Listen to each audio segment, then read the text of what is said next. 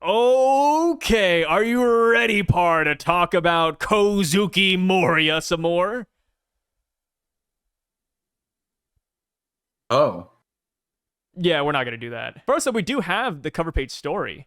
And we got a Yamato yeah. Ulti page 1. They're leaving to the flower capital now. And they're eating some apples, which is pretty cool. What do you think about this?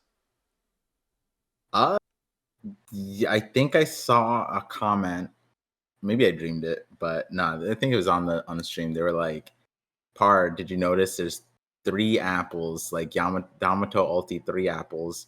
Two are bitten, and it means that this is a parallel to Blackbeard and that Blackbeard's third fruit being being referenced here." And I was like, "Oh, um, sure." I mean, I didn't respond, but like that's my response right now. I was like, "Oh, yeah." I mean, what I will say though is the apples are kind of crazy because it's like I get it. The place is Ringo, which means apple, and like, but like, how did they get these apples? Where did they grow them? And then if they were able to grow apples in a frozen wasteland like Ringo, then did they ever have a food problem? Like, wasn't that the whole? If they were, It's that's a probably kind imported. of imported. They Yeah. imported the ice. Wano's isolated. No, from like other regions in Wano. Yeah, I guess that's true. Yeah, Yeah, I because not mean, every region in Wano is snowy and icy. It could just come yeah, from the flower but capital. Or like Hakumai or just they're literally Ringo. anybody else. You think Apple region doesn't have their own apples? Not during the wintertime. Well, it's always wintertime. Well, maybe they grow it underground. I've been thinking, man, like, going back to like one of my childhood dreams, I wanted to put like a bunch of homeless people underground to create like a vast network and build casinos and, shelters. So you're Doflamingo? Kind of, but, Doflamingo was mainly in the weapons manufacturing section. I'm thinking more about like long term, Like No, eventually they were trying to mole people. That was a side gig. He had the dentatas and he had a whole garden. That was the main project. Yeah, but that was like for smiles explicitly. Like I'd be growing like every crop known to mankind down there. Well, hey, he had drunken iron ore. Yeah, who cares about that though? You love drunk. Not anymore. I kicked the habit of drinking alcohol, so now I'm more like a sober iron ore guy.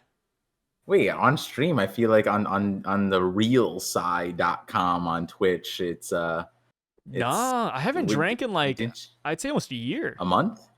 Wait, no. I swear. I don't drink, man. No, it's just there must have been somebody definitely else. Viewers. Must have been a different Asian, different guy. Yeah. Must have been a certain, maybe it's like a prime minister or something. I don't know. We all look similar, man. We all look similar. So, going down to the chapter, we have one of our boys, the GOAT, Don Marlon, and he has been murdered. Actually dead. I hate it, man. I love this guy, he falls in line with a bunch of goobers that I just love, like Red King, Doberman. I had Don Marlon on that tier. I like this dude. And we come in and he's dead? To Wongji? Are you kidding me? Come on. It is a little yikes. Were you sad? There were so many theories. Yeah, there were. Don Marlon was up there with Don Chinjiao. Like this guy was on the legendary Rocks Pirates. And it's like, damn, like, was he and gotta remember, he's part of the Sinister Six, the OG Davy back fight, handpicked by Rocks. You gotta imagine Rocks was out there alone, no name, no crew. Amen. And he was out there hand-picking crewmates off of the best. And he picked Don Marlon. And people think about like, oh, is this Beige's dad? Well, he's dead here. So unless he had Beige already, well, I guess he should have Beige already. Yeah. Beige should be alive by now. This is either Beige's like villain origin story, or like maybe, or the theories that like, oh, this was the guy and Beige had to overtake him. Those are all wrong. Like there's that, but he could still be Beige's dad, I guess. Yeah, that could still play a role. Yeah. Do you Yeah. think that Don Marlon put up a good fight, or do you think he just died? Kind of like Thatch. It said it took it. Whoa! I maybe I skipped this part. It said it only took the perpetrating party a few hours. But I'm like, a few hours a lot is of time, dude. Wait, a few yeah. hours? I mean, Luffy Only beat is Kaido kinda in a few nuts. hours. I mean, Luffy Yeah, beat well, it's Katakuri in a few hours. Like, that's not saying much. Luffy beat Crocodile in a few hours. Like, what are we doing here? What kind of description is that? Is this narrator box hit me like Kagurabachi a little bit because like I was like, it can't be, who the hell did this? And I was like reading there and I stopped there and I was like, wait, what? Like, how did no one on the island notice a fight was going down? Like, did this happen in a few seconds? Like, is this, and I was thinking like Kagurabachi, like, is this a 10-second fight, but like it's some massive big deal? And then I'm like, sure, like maybe we'll find out. And then the narrator box goes, it only took the perpetrating party a few hours. And I was like, what? Do you mean the guy was dying for a few hours? Or like, what Imagine they was said that for like a couple of days. Like, oh, the fight only lasted a few days. It's like, what? Huh? That's a lot of time, man. I don't know. He was on guard duty last night. I'm like, even the concept of that, isn't the whole point of guard duty is you're supposed to like alert the other people, and then like it's supposed to be handled like, you 10 minutes and then everyone squads up, comes in. But if something's going down for a few hours, then it's everybody's fault. It's not the guard's fault anymore because it took a few hours. That's enough alert. That's the whole point of the alert, is to be fair, to give people time. Since it was Wongji who did it, maybe he knows how to disable the guard systems. I mean, hell, Don Marlon could be like, hey, Wongji, what are you doing here? And then Wongji stabs him in the back and he just doesn't see it. Yeah, that it was funny because like when I was just like, damn, who did this shit? And the next panel goes, they left behind no trace. The pirates were distraught and shaking with rage. And I was like, no, they're not. This guy, and then I was like, oh, he's really angry in this one. That's what that is. But then I'm like, yeah, this fucking Oda's being. He's over here laughing. Yeah, like I was mocking the idea that someone makes a theory after this chapter, going like, bro. Theory, Wongji did it, and like their only basis is this thing. It's like, yeah, no shit. It's not, Oda didn't say it. I've seen people saying it's not him. I've seen people saying, "Do we know for sure it's Wongji?" It's like, guys. Hear me out, guys. When I read the chapter the first time, when I stopped here, I was like, oh, maybe it's not. Oh, maybe it's not. But then later on, it's definitely him. Yeah. They're like, hey, she's at God Valley. And he's like, saving her, huh? Do we want to do that? Who said that? Yeah, just like, sure. Who said we should go save her? Bad idea, guys. Don't go to God Valley. Yeah. They're lying to you.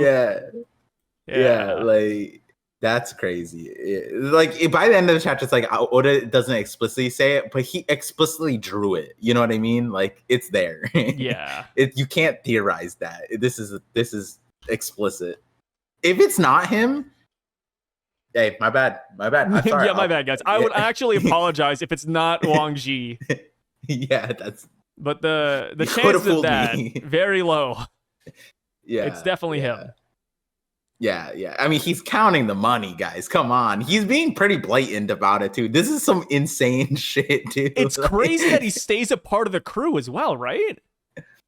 Yeah, well, so the circumstance has us believe that he probably presumed that she would be dead by the end of it. Because, like I think it's the detail that she's alive that he's like, fuck. Like, ah, shit. And then he's like, because he, spoilers, but not really, because we knew this last chapter and chapters before, but like a year's gone by since new news about Shaki. So he thinks he's in the clear. A year later, it's like he's hearing about Ghost. It's like Orochi hearing about the Scabbards. Like, what do you mean, Shaki? So that's what it's like. Yeah. So he thought he was in the clear. He's like, oh no. Because it's like the whole thing, dead men tell no tales, that applies to women too. And so he's like, shit, she's alive. She can tell the Rocks pirates it was me. You know, like that's what he's afraid of by the end of it. I'd like to at least that's what the imagine face tells me. that the minute they save Shaki, she's like, yeah, by the way, Wongji did this. I'm surprised nobody went to go fight him afterwards. That's Right? what I was confused about too, because spoilers again, Shaki lives to I believe the age of 64. Oh, hey, wait, Par. I've seen theories that Shaki dies at God Valley. I'm not even joking. You think I'm joking? No, I'm being dead serious. Somebody said, "Oh, we don't know for sure if Shaki lives." Par. I'm not. I saw it. I didn't. I couldn't even respond to that one. I just ignored it. I said, you know what? Maybe I leave this one alone. You know, I'll let them do their own devices. I'm good. I mean, hey, I'm okay. Hey, you know what? Sai? There's clone. Shaki has a clone sister. Twin sister. Dude, sister. If we learn that Shaki actually dies here, and the Shaki we know is just somebody else or a clone, I just don't know where we're going. Like, did we lose the plot, Odin? I don't know. I think so. Yeah, like, come on. We just find out it's just always been Katarina Devon. Like, ever since then, like, I don't know, guys. Yeah, guys. Let her die. I mean, not let her live. I mean, not let her live. Let the story be the way it is. Like, don't ponder the story too much. Yeah, the irony is this is a chapter that kind of shakes the boat a lot, but it's like a different kind of shaking. It's like soaking, you know. It's like there's some pleasure there. Something there. I couldn't believe my eyes when I saw that theory. Yeah, at like it's 3 funny upvotes. because it's like the slight, like the theories of slights. You know, it's like it's like a slight change. It's like nothing. What would that really affect, right? Like, okay, so it's like a clone that's effectively the same thing that has no real bearing on the story. What would that do for the end stage of like a current time? Like sure, Shaki dies. And there's like some replacement that does nothing. Like that just does everything the same. Yeah, there's a sleeper fake Shaki that's just with Rayleigh for like 30 years or something, 40 years. Yeah, and just continues to like, I don't know, continue the path that regular Shaki would have done anyways. Like no, yeah, after 38 years of being with Rayleigh or just alive. Nothing happens. Like it's the world's craziest sleeper agent. They're sleeping so long, it's a hibernation agent. Yeah, Shaki's looking down from heaven, being like, "Yeah, I wouldn't have changed a thing." Like, Shaki looks down from heaven, sees her clone, and says, "Yeah, that's what I would do." Yeah. Okay. About right. Sounds damn those jeans, bro. It's crazy. Yeah, I have no clue where we're going with that theory. If you're watching this video, I'm so sorry, but like I don't know what we're doing, man. Like I wish they elaborated more. Like maybe they had like a good buildup or a good payoff. But I just what didn't I will see say, it. I appreciate because like we're slightly memeing on you. I hope you guys take it lightly, or it's nothing on you. It's just the idea. We have silly ideas too. Yeah, we thought that the recycle curve. No, if you feel bad, just think about this. Me and Par thought the recycle curve was going to do something. We all have bad theories. Nothing's wrong with a bad theory, but I just. Recycle curve, it had like a beginning, middle, and end. This had nothing, dude. There's nothing here. Like, I wish they added more. I like there's been like a increase of comments or whatever. Like they'll start off being like, "I'm really high, but this is my idea," and at least they acknowledge like, "Yo, I might be crazy." And I'm like, you know what? We are all crazy. That's a solid theory, my guy. They know that they were in the right state of mind. And hey, man, I'm on heroin right now. Here's my Shaki's dead theory. Like, okay, cool. Got you, man. All right, no big deal. No big deal. A One Piece YouTuber that like their entire channel, just their theories went on heroin. Yeah. Tomorrow, guys. We don't condone. No, don't do this. Tomorrow, guys, I'm going to take crack cocaine and then I'll come up with some One Piece theories for you. Yeah, Tune into the live stream. No. It's a subathon. If I hit 200,000, see me do more. Like, Yeah. Well, what was that Let's see one if we- drug from like 2017 where like it made you eat people, like bath salts? Was that it? Yeah, bath salts. Well, that was earlier, but yeah. Yeah. The one from 2017. I'm certain that drug existed before. I mean, I'm sure it did, but you know, it really like I think bath salts had a year where just somebody on the highway like started eating somebody, and that's when it went crazy. Yeah, That's it when the got more popularity viral surged. after the cannibalism. Yeah. It's like the Joker thing, right? Like nobody cared who I was until I put the mask on. Like nobody cared about bath salts until we started eating people. Yeah. It's like a pharmaceutical commercial. May cause cannibalism. Oh my god, I gotta try that shit. So where were we again? Shaki got kidnapped. Oh, Man, I'm surprised that Shaki got kidnapped so easily, man. Because you gotta imagine, not only did Wongji beat, you know, Don Marlon and the guards, but Shaki too. Shaki's the fighter, right? Shaki's not like a bum. Yes, empresses are supposed to be the strongest. Their strength is beauty also. So like there's that. Yeah, so like the circumstances are wild. And then also like where we were jumping off of was like the fact that like Wangji definitely did it, and he's definitely fearful that she's alive, but seemingly there's no ramifications of her coming out of God Valley alive. Seemingly she's pristine, but like, you know, like Whitebeard, and she could have told any of the dudes she knew. Really would have fought this guy, right? Like the Roger Pirates are gonna fight Wongji. Any dude that she would have known it's like knowing 9 Mike Tysons. You know what I mean? Like you're that's a scary girl to know. You know what I mean? You do not want to like you laid hands on Mike Tyson's wife, and now there's 9 Mike Tysons after you. Like, how did he get away from this for so long? I don't understand. Yeah, like it's insane. And you know, so now going back to it, doing this and in the money, like, you know, there's other details we saw, like Shamrock saying that he was the one who ordered or whatever. And it's like, bro, I need to know how much he got paid, because this is a big mission. Like, it is. Like, because prior to this chapter, some CP0 level stuff, man. Bro, it's insane. Like prior to this chapter, last chapter, there was that line where it's like Roger shows up and it's like, oh, there's a rule here. If you show up, there's no fighting here. It doesn't matter how crazy you are, whatever, no fighting in Shaki's bar. And everyone respected Roger and Rocks, the strongest people of the era, both did not fight there. On the seas was fair, apparently. And so then it's like, you know, I floated the idea, and it's like, obviously it's not like hard and set, but it's like a possibility where it's like, yo, a holy knight could literally just walk up apparently and just be like, yo, I'm a pirate, and then just show up, eat there, no fights, and then steal her. And it's like, you know, like it's kind of crazy, because undergoing that risk for what you'd want, which is the mission and the wife and whatever, God Valley, you get that. But like, how much do you have to pay someone to betray their crew, and everybody on their crew is like a world-ending threat? Like, I think at least $1 billion, especially since it's coming from celestial dragons, and you know, Shaki is the most beautiful girl in the world. At least $1 billion.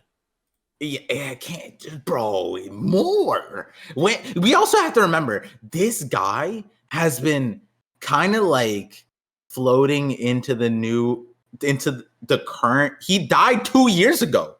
or within the last 2 years, he's been good. This guy's been and his name hasn't been out there. That means he was paid like an insane amount, because he didn't have to do piracy, right? There's been no notable events. He's never shown up. No pirates affiliated. He's just been chilling as a leader pirate of Hachinosu all this time without us knowing. And Blackbeard showed up and killed his ass and took his ass. And it was difficult because he needed law. So this guy was not just like in his old age. No, he was doing good, apparently. Yeah. Like, I'd have to believe that, you know?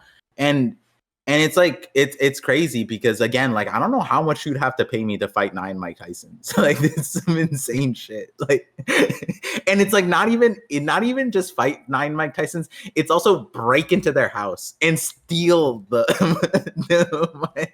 like it's just like what? Wongji upscale 100%. Yeah, I mean, it's also like maybe he had people, but like I am curious. A few hours means he fought, right? Yeah. It was like, a few hours. It's like a high diff, extreme diff battle. But he looks good. Yeah, this is like the day later, though. All right. You've seen Luffy the day later. Like, yeah. Yeah. Sun God Nico a day later is perfectly fine. Yeah, no shocker there. What do we say about Wongji then? Korobu's dad is built like Nika. Like, I mean, apparently he took, freaking Law, Kobe, and Blackbeard to take him down. Like, yeah, dude, this guy's a monster. Here he's like, he looks 50. Right? Okay. Yeah, but we don't. You know how One Piece works with aging. Like, for all we know, he could have like the Benjamin Button disease. Yeah, but that means now. Hypothetically, is 50 not a crazy number to put on him? It might be on a higher end, but 50. It's like a reasonable 40s to 50s. I'd say that he looks more like 37. Okay, so for the sake of conversation, let's round to 40, okay? Okay. That means that when Blackbeard killed his ass, he was like 89 or 80. Like, fucking Hey, he moves differently than most of us, man. Maybe we should look at this guy as inspiration and never stop training. Yo, this guy show up like, he instills the same fear in Akainu that Wano Samurai did. Like, oh, we don't go to Hachinosu because Wongji is there. Like, yeah. 80-year-old Wongji. Dude, yeah, I would love that if like Akainu would like hype this guy up on the side. Dude, we need to see that would be, I mean, dare I say like retcon. Like, I don't even know what we call it. We need somebody hyping up Wongji, right? That'd be the silliest side like expansion of a character Oda would do. Like we did not know anything about this dude. All of a sudden, Rocky Port, Blackbeard, Law, Kobe team up, presumably with the other Blackbeard pirates, to kill this guy, take over the island, and then we find out that he didn't just do that. He set up God Valley. Like he's like the Blackbeard of Marineford. What we need is somebody to go out there, and you know that panel where Garp is like, oh, or not Garp, sorry, Roger. He's like, oh, if you want to beat me, you should bring Garp or Sengoku. Somebody put Wongji in there. Yo, we need Kaido to run it back and be like, oh, my top 6 goes crazy. Yeah, put Wongji up there, dude. He deserves it, man.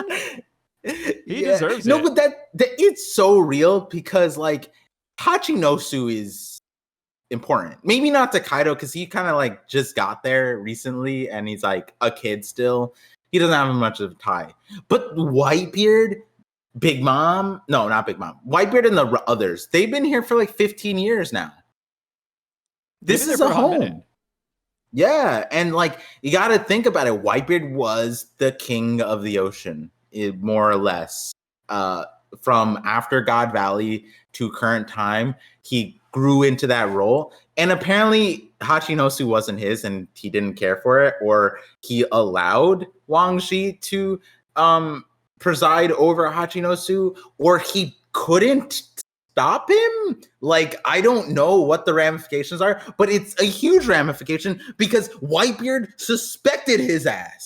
Whitebeard is the first one who clocked that there's a mole, and he was right, and it's right there. Whether or not he figures it out, that's another question. But regardless, it's like the fact that Whitebeard exists post God Valley in the level that he does. Big Mom's a Yonko, Kaido's a Yonko, Whitebeard's a Yonko, and Wongji has Hachinosu. Where does the dynamic, how does that, you know what I mean? Like, yeah, no one of the notable has tried things. To take it over. It's insane to think about. when we got chapter 957, and they were, and I think even the Gorosei too, when they were going through the bounties of like the new Yonko, and they were running Blackbeard. The notable thing is like after Marineford, he took over Hachinosu, and plus Empire equals Yonko. But that was the big notable. He's the boss of Pirate Island. That was a huge like claim to the power and notoriety of a Yonko. And yet Wongji was there while 3 Yonko who should have taken it back were there. The only explanation I could like muster is that Shaki never tells anybody about Wongji, and then Wongji goes purely off of good faith with everybody. Yeah, like they keep a good, man, my boy. Yeah. I remember from the Rock Pirates. And then like is maybe, that what it is? Maybe the Rocks Pirates show up back home, and then Wongji's like trembling. He's like, oh my god, they know. And then they're like, oh, what's up, Wongji? Thanks for keeping the home safe. And then he's like, huh? And apparently, like, Shaki just never tells anybody. Like, that's the only way it makes sense. At that point, this guy's Buggy's dad then. Because, like, that's some insane... you know how, like, he would be having that Buggy in Marineford inner monologue every single time some shit happens where, like, his crewmates are like... Or the Impel Down people are like, oh my god, he's running that way to fight Whitebeard. What a legend. What a guy. And then Buggy's like, oh my god, I'm so fucking scared. I don't want to fight Whitebeard. That's gotta be it. That's what Wongji's like doing this entire time. He's just like, please don't take me to God Valley. Or Wongji truly is just an absolute monster and we're just underestimating him. Like, imagine there is like a revenge war. No, imagine there's a revenge war. And what happens is that Wongji wins. Uh-huh. That's it. Against who, like though? Roger, Garp, Whitebeard, Shiki. Like, let's say Wongji runs the gauntlet and he beats everybody. I mean, there's a chance. It's not 0. It would, if he, okay, then would he be a hockey man or would he have an insane devil fruit? Does he have it like, no, he couldn't have a Nell's devil fruit. I'd be like, okay, maybe he has a Nell's devil fruit and has hockey. I could see it. I could see it maybe. But like, obviously not, right? Like, it doesn't make sense. What devil fruit could you give him a year ago? What? He has the water no mi. Oh my god. Wongji has the water no mi. He's Emu's brother. That's why he's undefeated, man. Nobody can fight this guy. It's like fighting Mother Nature, fighting the sea itself. And that's why his son is called the wet-haired caribou, because he came from the wetness of the ocean. You're laughing at it now, but just wait. Okay, which one would you rather believe in? That Shaki died at God Valley? do you believe that Shaki died at God Valley? Or do you think Wongji has the water no mi? Which one is crazier, huh? Dude, you know what you gotta do. You gotta throw up the poll. That's what you gotta do. Which one is a crazier theory? Dude, I don't even know what people would pick. I feel like people would choose Shaki died at God Valley. I feel... you don't think people want to give Wongji the water no mi? Maybe it would be a good way to write off such an overpowered devil fruit, though. You got to admit. No, because then it's in circulation post. No, just say Wongji is in Impel Down or something. They never said he died. Wait, what? Really? Yeah. I guess they... Wongji is his status is unknown. For all we know, he could still be alive.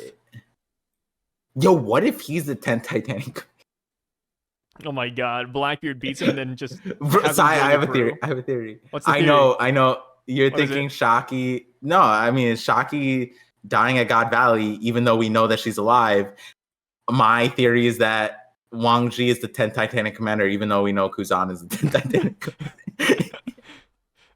Maybe Wongji is the guy that kills King Harold. He's the only guy that can, power-wise. Wait, he kind of looks like Vasco Shot. He looks like every ugly character we've ever seen before. Hey, whoa. We ain't never seen anyone with a unibrow like that. Come on. That's a crazy one. He doesn't have a unibrow. Wait, then what's the thing? That's just like the furrow in his forehead. Yeah, Wongji doesn't have a unibrow. Don't do that to him, man. What the hell? I mean, I know, you guys like unibrows, but I don't. Wait, he definitely has a unibrow. No, he doesn't. Hold on. Oh shit, he doesn't. Yeah, It's no. separated later on. Yeah. Yeah. Oh wow. Maybe Oda was giving us a look, but it makes like an arrow. I think Maybe he's just it's like telling thinking us hard. Oh no. I think it's telling us like he did it. Because some people don't think that he did it. Oh, so the arrow is like pointing down at him? Yeah. Well, no, it said they left behind no trace, and the arrow's pointing up at that box and saying he did it. Yeah, it's this guy, guys. Yeah. Yeah. Oda's like being so obvious, but like despite the theories that I like the theories that Wongji is the traitor side. Those are my favorite. Do you think Oda knows the theory that Shaki died in God Valley? Do you think Oda's ever gonna disprove that theory? I miss recording late night, bro. This is so stupid. I love this. Oh yeah, by the way, we typically record at like in the break of dawn, essentially, where we're all dead. But this time around, we're recording at 1 a.m. The brink of dawn is we normally record at noon. Yeah. Noon, That's not dawn. the brink of dawn. Dawn has been there for like 12 hours by then. All right, what else do you want me to say then? The start of humanity? My God. Yeah, just because you wake up at 1 p.m. doesn't mean... Par just, oh man, he wakes up too early, man. I can't do this. Yeah, that's me. So moving on with the next portion of the chapter, we get everybody's reaction to it. Roger says, "I'm gonna kick your ass, Rocks D Xebec. How could you let this happen?" We even see Gloriosa crying as well. And here's the theory. This one more legs than the Shaki died at God Valley theory. But people are saying that the Kuja pirates could show up to God Valley as well to help retrieve their former empress. And Gloriosa is the one who tips them off. Do you think that could happen? Like tells the Kuja pirates that they're to come to God Valley? Yeah. Yeah, that's pretty... Not bad, right? That makes sense. Yeah. Yeah. The line of logic is there. That'd be kind of nuts if Tritoma died at God Valley. I mean, she dies to love sickness, though. That's true. What if she falls in love with what if it was a celestial dragon? What if it was Garling? She fell in love with Garling. That'd be kind of funny. Yeah. I mean, this goes hard for the dragon Tritoma theories that people have. That's it. Yeah, people believe in the whole, like, yeah, Tritoma's Luffy's mom thing.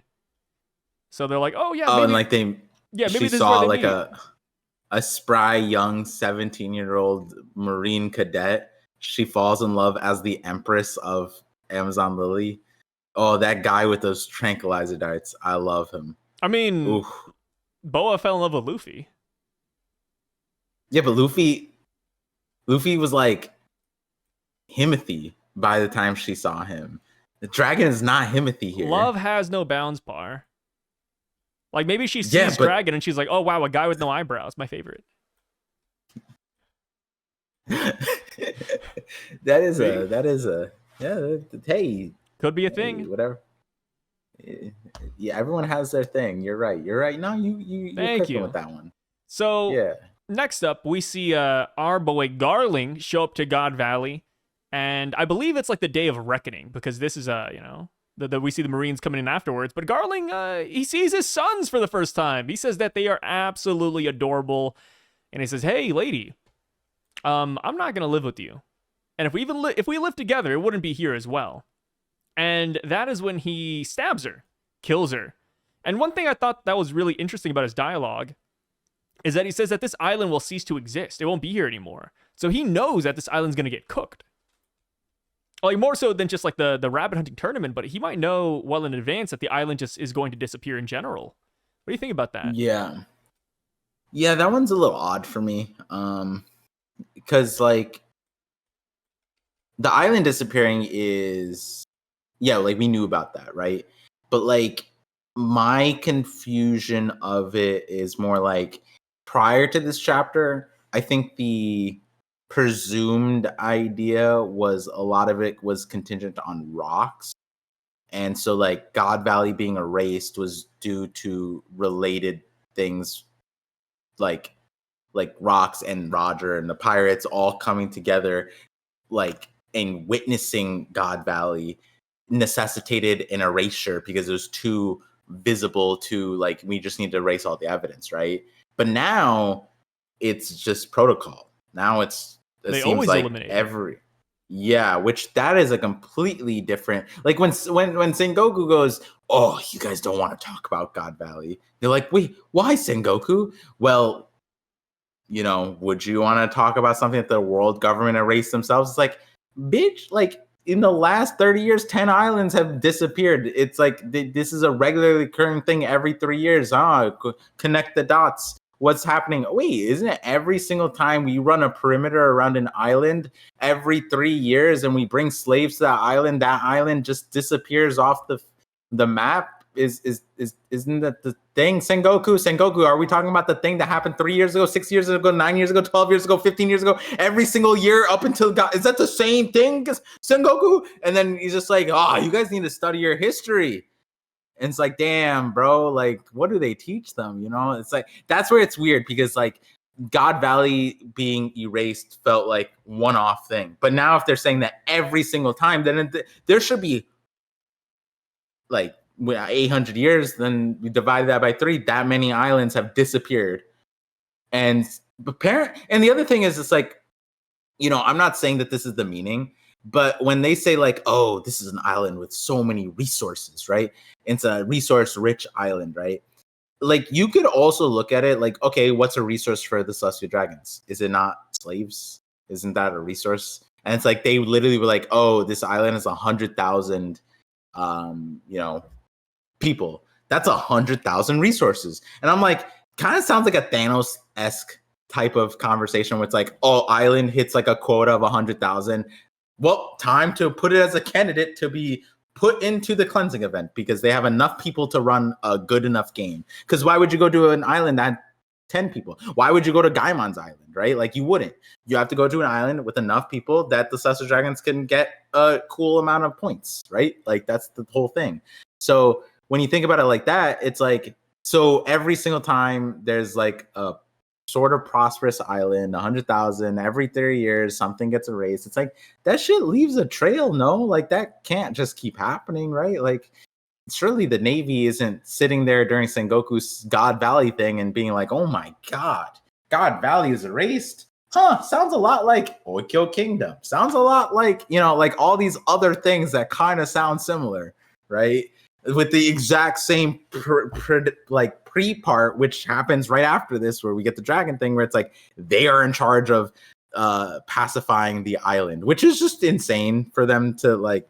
It's not necessary for them to do, but that's just another level of it. Like you have Marines doing a training exercise on the island that gets erased. Won't any of those Marines leave afterwards? Like, oh, I remember I started my first training on an island, on that island. Where's that? Oh yeah, weren't you on God Valley Detail? You did your training there. It's like, oh shit, I don't know where it is on the map anymore. It's like, oh yeah, that happened to my island 3 years ago too.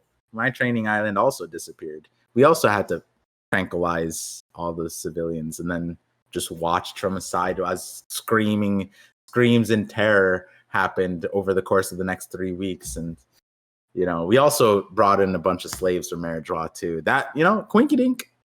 I never saw those slaves again. Like, it's funny how that this happens. is a bunch of things. Yeah, every 3 years it happens. Yeah, I know. Yeah, I know. Winkadink. Yeah. So we actually don't get to see Shanks' mom's face. Do you think we ever will see it, or is this Oda's way of saying, "Hey, don't pay attention to her. She's dead"? What do you think about that? Yeah, I don't know. That one was actually confusing because, like, again, when I was reading it, I thought she died here. And I was like, so Oda, like, either saying that her face is that important that he can't show it to us, or he doesn't even want us to entertain any theories regarding her face. It's like one radical or the other.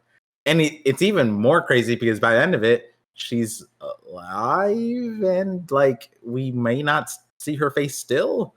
And it's like, I'm just, we had the meme theories, and I think I saw Brago talking about it too, where it's like, is it just Lily's face just on a redhead? And like, that's what it is. It's just Emu is hella horny. And I don't know if that's even that worth like hiding that, right? But other than that, what would be the benefit of hiding her face? Like, what could we get? Does it just look like Nami? Like, is it Robin's mom? Like, what, you know what I mean? Like, is that where we're going with it? I mean, it's not Robin's mom. We know Robin's mom. Sorry. Like, is it related to, I don't know. Maybe it looks like Clover. I don't know. Clover's Maybe it looks like Clover's crazy. People want to connect Blackbeard Rocks to O'Hara, so it's like, I don't know. Yeah. There's that one guy who has that name, right? Like the Roche Rocks or something. I forgot what the guy's name was, but people had theories connecting that guy to Blackbeard, I think. Yeah. You mean Roshio? Not Roshio. There was like Roche. That was the Impel Down guy. But I think there was one guy on O'Hara that had like a name that could have been something related to Blackbeard. I forget the theories. It's been a while. Yeah. But yeah, Garling... very interesting thing. Do you think she has Bonchina's nose? Or is that blood splatter? Yeah, like she has like on her nose, like on her face where her nose is just like a dot. I'm like, is that blood splatter or is that like her nose? I think it's Tentata? Blood splatter. Because she does have Tentata hair. She has like the same, like Leo has the same thing. Like it's like tied up and then there's like a bunch in the back. Like she has that hair. Here she does, but last chapter she didn't. Oh, true. Yeah. Oh, true. We do see the thing. It's not as like, I guess in the back here it looks like it could be like Vivi's hair, right? But then in this one it kind of looks Tentata like, but it doesn't really match. So it's probably just something silly. She's wearing a backpack. That's probably what it is. Yeah. So she gets stabbed. She's dead. Garling immediately brings the Marines onto the island, and he does drop a one-liner saying that he is, of course, the one who placed the hit on Shaki. Do you think the chances of him also placing the hit on Ginny are high? How do you feel about that? It depends. I mean, we don't know how Ginny treated well. Possibly. It seemed like most of what we couldn't really tell the damage to Ginny in the scope of like, like we saw how Kumo was treated, and we've seen the other slaves, they've been like tattered, not dressed well, like beaten, scars, et cetera, et cetera. Ginny's was largely covered up because by the time we saw her, she was completely disfigured by the blue skin disease thing from sailing on the sea for whatever, like a year or something. What was it? Like she sailed all the way back home for like a certain amount of time to get Bonnie back, right? But because she had that sun exposure, that's what essentially we couldn't really, like, you couldn't really do any, like, see. Was she missing an arm? I forget. Or did her arm fall off? Something crazy like that. Like, it was, maybe it was that her arm was completely covered in the thing and they couldn't really, I think there was something about her arm or leg. No, it was just covered in sapphire scales. We saw both of her arms and legs in the anime. Yeah. But yeah, not too sure about the Ginny Garling thing. I think the surprising thing is, other than this part where she, doesn't really I mean, it's not like he can bring her back. Well, if we were to share a home, it certainly wouldn't be here. This island won't be around much. Turney. But like, it's not like he ever gave her a chance to come. You know what I mean? Like, yeah, he never said like, "Hey, come back to Marriage-Wa with me." So like, he was good to her, but that's also because he wasn't there. He was absent. Like, all we know is that he had hit it and quit it. She had some really positive, like, "Oh, this guy isn't really abandoning me." Like, it wasn't like that. So like she clearly, I guess, had enough riz that she was like, oh, he's a good guy. He leaves for a year, shows up, and just stabs her. So is he crazy? Maybe. I don't know. I feel like it's hard to say, but yeah, Garling is charismatic. I mean, he did get with Shanks' mom, and she still wanted him. Yeah. And Shanks' mom could also be the reason why they know about the Davy Clan being here in the first place.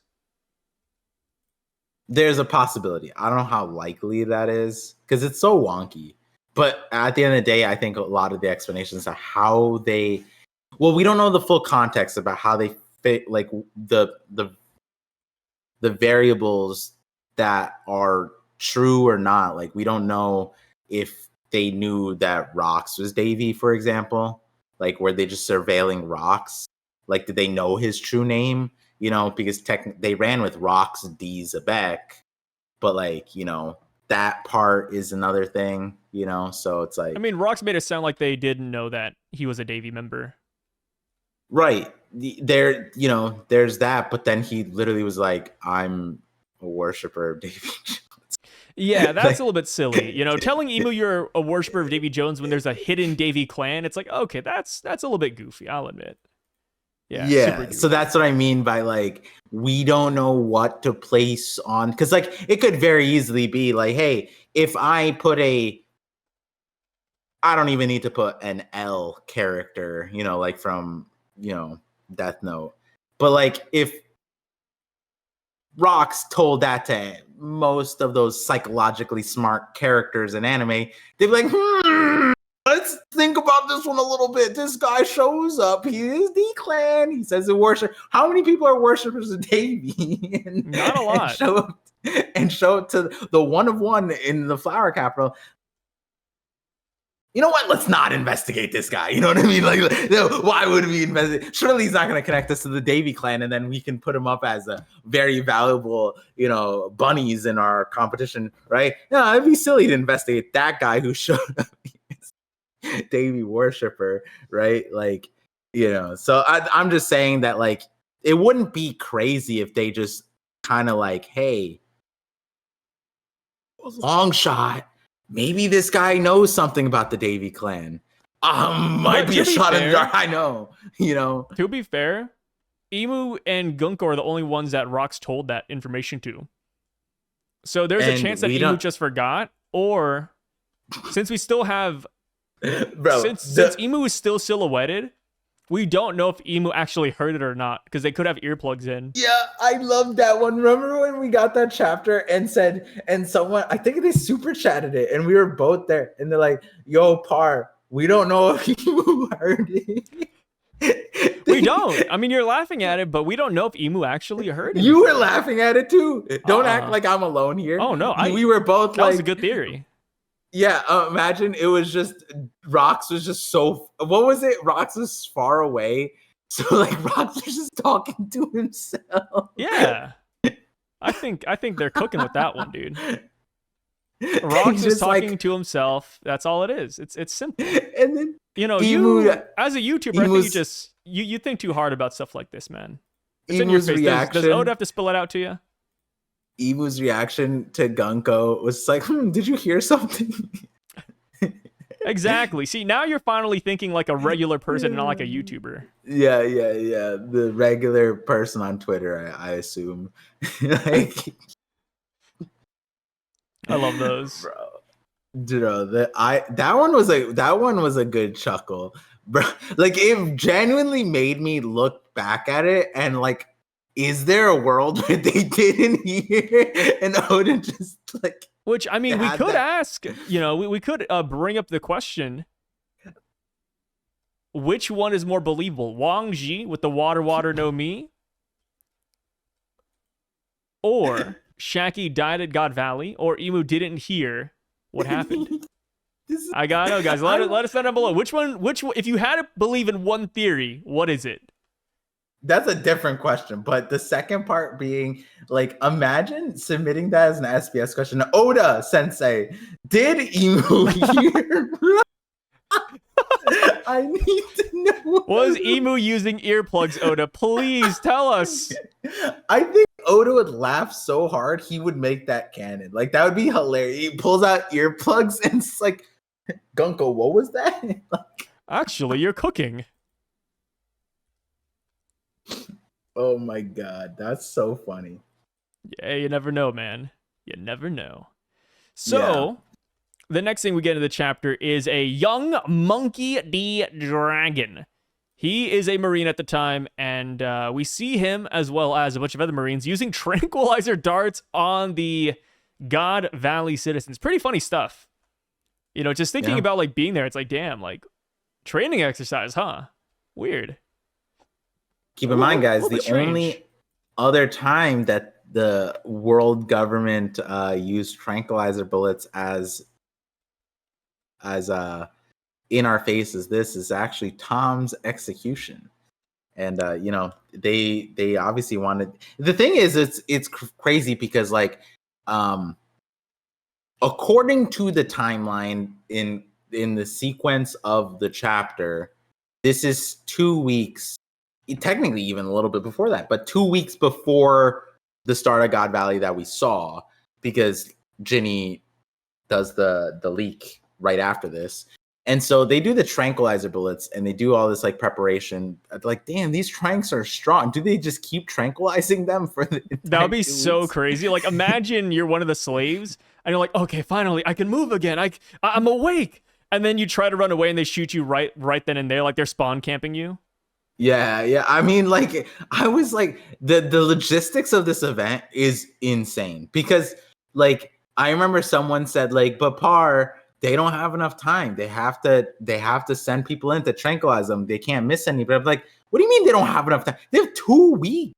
What are we talking about? Like, and then by the end of this, they literally nullified everything that Dragon needed to do because they was like, put on your gas mask. We're gonna sleeping gas the entire island. I'm like, all right, cool. And then it's like, what do you mean we don't have enough time? We clearly have the right material and we have plenty of time. You could just gas up the thing. Don't you have Caesar under your payroll right now? Like, what are we talking about? Well, they don't have him yet, but like, wait, actually, when does Mads break up? Is it? It's not yet. It's not yet. It's after God Valley. Yeah. But you know, point is that they still have the sleeping gas, and this is like, just instead of spawn camping, that just constantly just gas. Like, didn't Jack do that? Jack kind of did that. He did it better on Zoe. So Jack was pretty close to this. He was just hunting more than just rabbits, right? Like he's hunting dogs, minks, and cats, and you know, he had to watch out for the full moon. Yeah. Jack was doing a lot, man. Yeah, and I actually bring that up in a video. They don't call him the second coming of Kaido for no reason. Kaido's number one disciple. Yeah. Kaido's number one disciple, and number one celestial dragon reincarnation.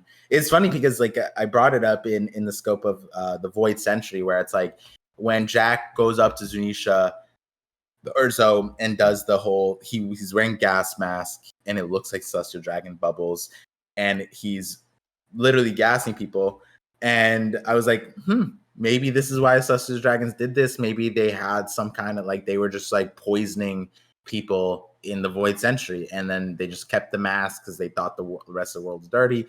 We didn't have any of this context now or back then, but it's like it makes you wonder because the celestial dragons don't show up here with the bubble, but like maybe there's some kind of like correlation there, you know? Maybe they like during God Valley there's like certain like events, like kind of like I don't know if you I forget what the Nickelodeon had the Dan Schneider special course.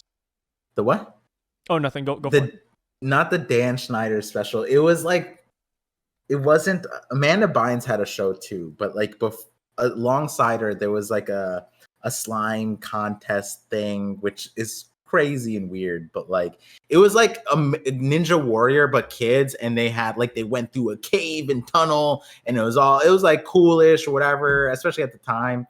And so like, you know, like you do a certain thing, and then like an Indiana Jones rock starts rolling towards you and you get booby trapped. Maybe they have that on God Valley. Like they set up certain booby traps, or like the 1 week marker hits, time to gas the island. And then like the Celestial Dragons have to survive that, like, you know, to spice up the event. And it's like, for this second week, we changed it up. We are going to, like, I don't know, turn off the lights. And then, like, I don't know, that'd be kind of cool. Like, and then it'd be like double EXP for the Celestial Dragons.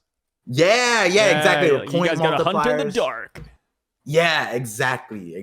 Like, you know, like I imagine that's what they do, because like when you see Elbaf with the 3 Holy Knights, they're literally doing that shit.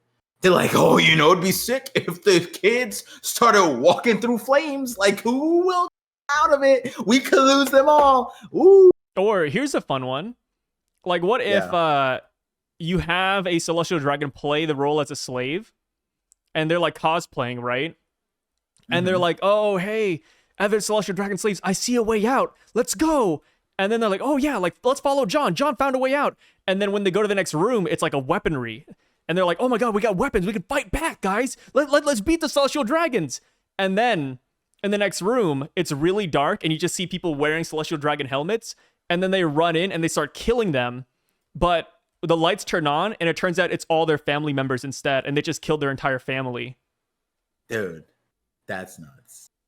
Wait, like the Celestial Dragon killed their entire family, or they killed the entire slave family? Like the slaves killed their own family. Oh shit. Yeah, because the lights were off, and like they were also tranked, and they just thought the Celestial Dragons were like sleeping, or it was a dark room, and all they see is the Celestial Dragon bubbles that they usually wear. And the slaves are like, oh yeah, we can finally get revenge, guys. Let's go. And obviously it's all a setup just to watch like them kill their own family members. Yeah, we'd be insane game masters for this, because then we'd be really good. You'd get more points for killing a slave that kills other slaves. Yeah, like if you can talk the slave into killing another slave, then you get like a multiplier. Yeah, like imagine that, like saying, oh yeah, hey, if you do this for me, I'll let you go. I'll let you leave this island, and you're like Saint Somers, but really, like as they're leaving, you just shoot them down anyways.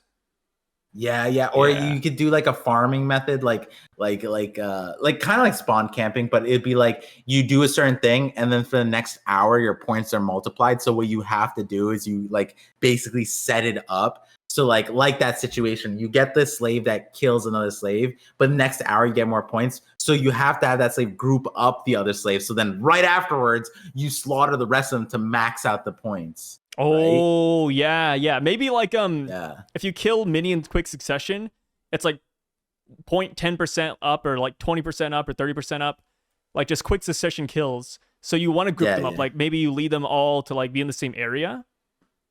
Yeah. Oh, and if you bring back trophies, you get more points because you save the judges the time to count up the points afterwards. Yeah, that could be it. Yeah. No, we could cook up some mean CD God Valley games, dude. Yeah. So, were you impressed by Monkey D. Dragon's first showing in this flashback? How'd you feel about him? I mean, it's kind of interesting. I didn't look too deep. Are you finally eating your words? Are you finally a dragon fan? Hypocrite? Whoa. That was a little heavy-handed there. I will say Oda threw me through a loop with his aesthetic, and it's not that it's off. Like it looks like dragon. It fits dragon. It's just something about like the emphasis points on like his eyes and just like his demeanor. It's kind of interesting. But then I think another thing that also was interesting, because like the first thing, the reason why I realized it was dragon was the armband that you like clearly emphasized at the first panel. But then I'm like, oh wow, he had this like as a kid.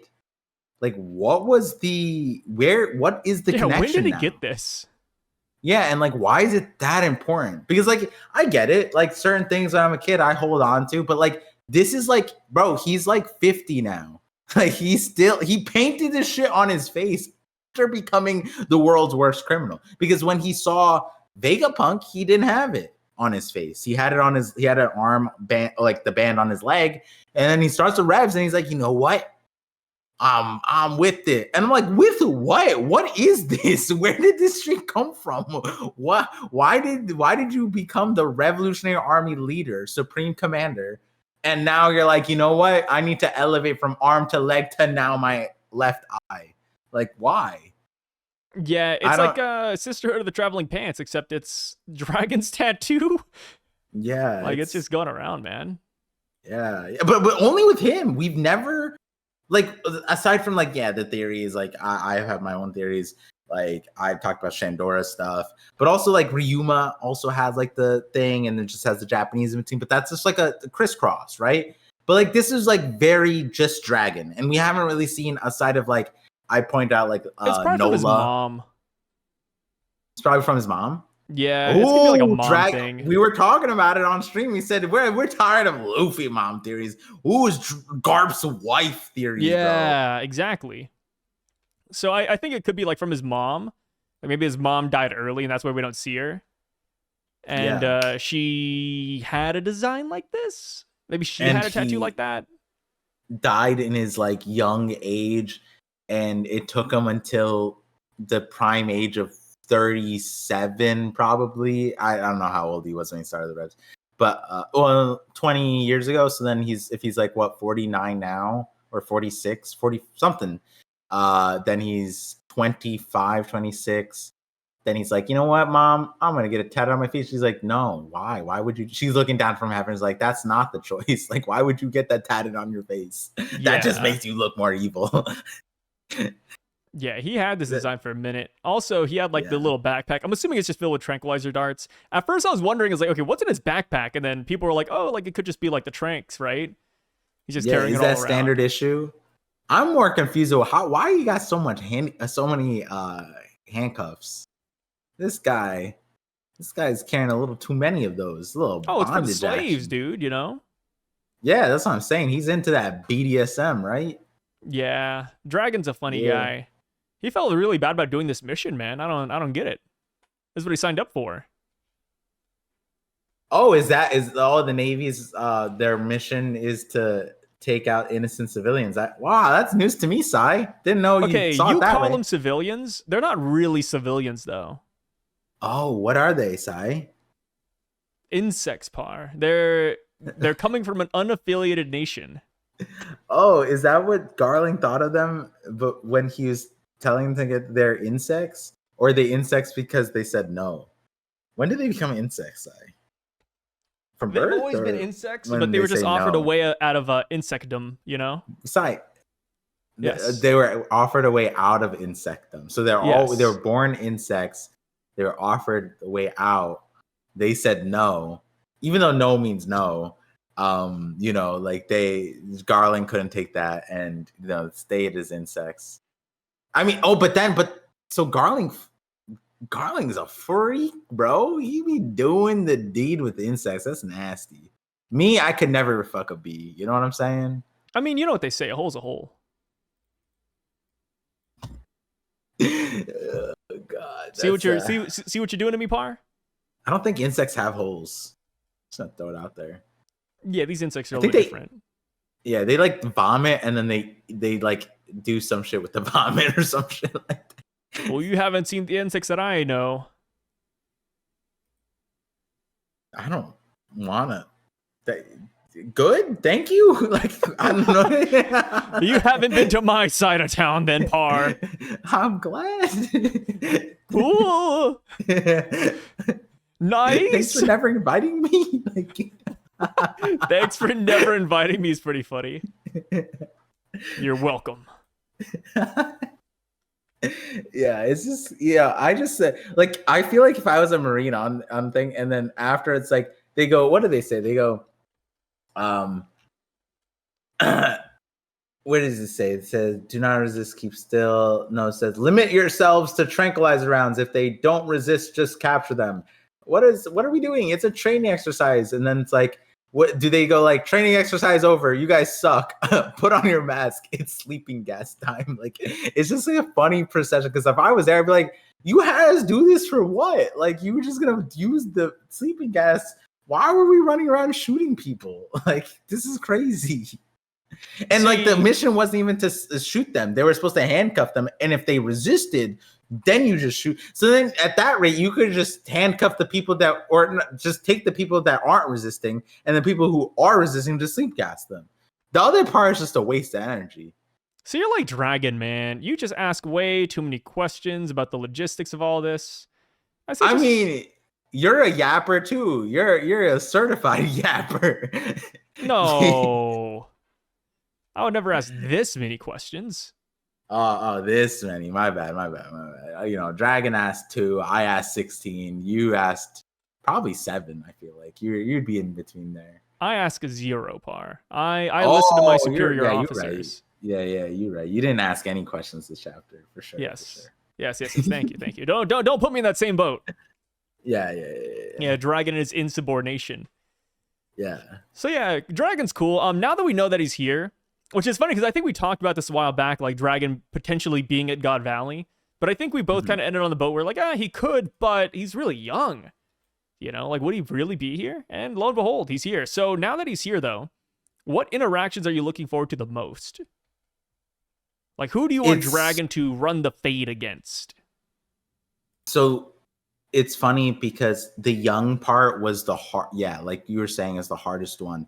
I think what's contextually the weirdest part is that when we talked about it before, it was that like, well, at least when I remember bringing it up, and when I first had imagined God Valley more concretely, it was when Bonnie first touched the Kuma bubble, and we saw the glimpse where it was like we didn't even see background. We saw like Kuma running away, and we saw like 3 buildings, and I was like, that might be God Valley.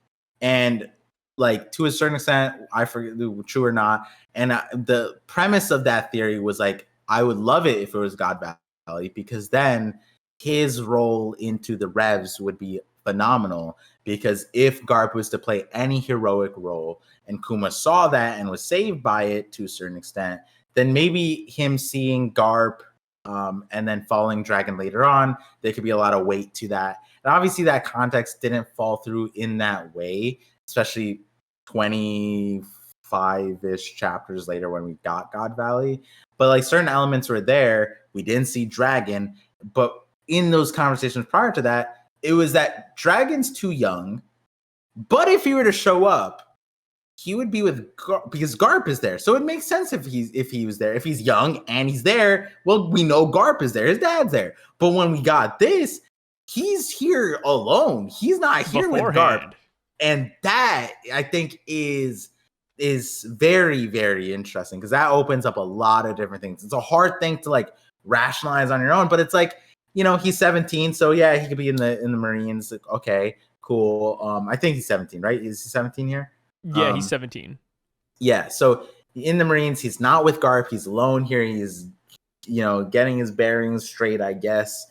You know, I think like Dragon being here with Kuma is very odd and interesting, because from what we get of Kuma later on, it almost seems like he doesn't know Dragon from God Valley.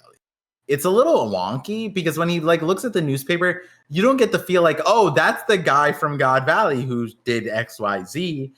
It's more, he's just like, oh man, this guy's he's doing a riot here, he's doing a thing there. He's not like, oh damn, I remember him. He did a lot of good work at God Valley.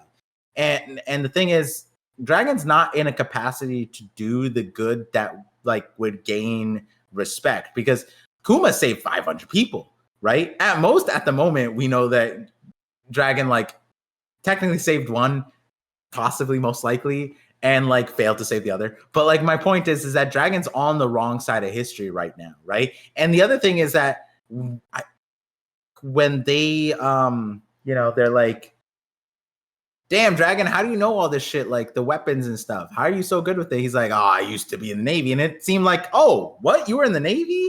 You know, and that was like to Kuma. And so, you know, like, I don't think Kuma sees Dragon here. And that's a little wonky, but I think that's where, like, maybe he, like, they're in passing, but they don't like even notice each other. Like, they're in the same situation. But I think what we're gonna end up seeing is that they play parallel roles, like, meaning like they do the same things, but they don't do it together or in line with each other at all, right? Like, and we already see that if Dragon's the one who saves Shanks and Kuma saves a bunch of people, then we're seeing a similar thing, right? Like, maybe Kuma and Dragon end up collaborating without even knowing, right? It could be that Dragon saves a few people, and then it ends up being that, like, he got them 90% of the way, but to get them truly safe, they got pushed by Kuma and off the island, right? It could be that Dragon got them most of the way there, but then Kuma put them in the thing, and they're not aware that that's the connection until maybe later, or maybe not at all. But I think based off of what we know, I don't think that they really like even talk. I don't think they meet either. Words. It's because, like you said, right, when we were in the Kuma flashback, Kuma looked at the paper and he said, "Oh, I wish I could meet him one day." Like, that guy seems great. Yeah. Like, they've never met. So yeah, it could be like a thing where like star-crossed lovers, like maybe Dragon runs one way, Kuma runs the other, and they just don't see each other at all. Yeah. But yeah, I think there's a chance that maybe Dragon sees Ivankov, though. Oh yeah. Yeah, I think Dragon and Ivankov, they definitely saw each other, but not Kuma. How do you, like, Ivankov's head is probably more notable than, and he's also purple hair. Does he have purple hair here? Ivankov, yeah. Yeah. Purple-haired Ivankov, 100%. Yeah, that's like that sucks. Ivankov's, like, at least we don't know, but like probably isn't higher points, right? Wait, what? As a rabbit, like to hunt. Oh, no. Because if you're higher points and you're literally a thumb sticking out, you know what I mean? Like, that sucks. But at least if his points are lower, it's like, you know, then it's like an easy target, but like they're not vying for it. Like, if they saw Kuma and Ivankov, it's like, yeah, I'm going for Kuma. He's worth like 100 times the points or whatever it is, you know? And in that, like, it's kind of like you always want to be with Kuma because they'll always target Kuma before they target you. And you just got to run faster than Kuma, right? That's the thing. And the reality is Kuma would always tank himself first. He'd be like, no, you guys go on without me. It's fine. And it's like, okay, sounds good, Kuma. And then they just keep running. Like, and then, so, you know, and Kuma be like, yeah, I did it. I saved them, you know, so. But yeah, I think Ivankov definitely sees Dragon, and to a really good degree, because it's likely that Ivankov was searching for Dragon, or like when Kuma is seeing Dragon news, Ivankov finds that and literally is like, that's the guy at God Valley. That is like the saving grace, because this is our chance. You know, you called me a significant thing, and I agree. I am probably the truest Dragon fan out there.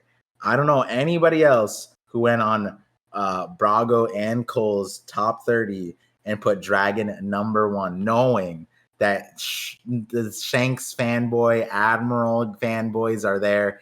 I stood ground, Dragon #1. And I proceeded to then post a video about Dragon's silly Billy, and he's probably blind and he can't see shit. All this nonsense. He's still #1 in the verse. I'm the one who debated Cole for 8 hours straight, getting him to agree that, yeah, Dragon makes sense to be one of the strongest people in the verse. But then when I asked him straightforward, he's like, so do you think that Dragon can have X power? Like, it's outside of Devil Fruits, outside of hockey. He has like some kind. We didn't know about the magic stuff, and he's like, yeah, I could believe that. Do you think that he has insane hockey to be able? He's like, yeah, I could believe that. Do you think that it's like on the tier of like the top tier? Yeah, that makes sense. You know, he also has the monkey and the D thing, so you think that adds to it, right? And he's like, yeah, that makes sense. And it's like, yeah, but is Dragon stronger than Shanks? And he's like, no. And I'm like, why does it stop there? I'm telling you guys that, yeah, like, this is our time to shine, bro. I'm holding on to it. We can maybe finally see Dragon do something. And I don't know how I feel about that because I'm worried, bro. I feel like he still don't do shit, man. If Dragon, he's something. If his I've said it time and time again, I know Dragon's gonna do what he set out to do, right? Free the world, all this stuff. He's gonna be top of the verse. I think he's in the top 5 somewhere. I don't think he's number 1 per se. I think he's up there. Yeah. But here's the thing. I don't like Dragon, dude. Guy's a loser. And the thing is, in this part, he's not the dragon we're even vouching for. This is weak dragon. This is kid dragon. This is like naive dragon. This is dragon who doesn't have his own belief system yet because he's still on the Navy side. A good timeline dragon here would be if he was actually using real bullets to kill these guys. Like, imagine that. Dragon's just actually like, you know what?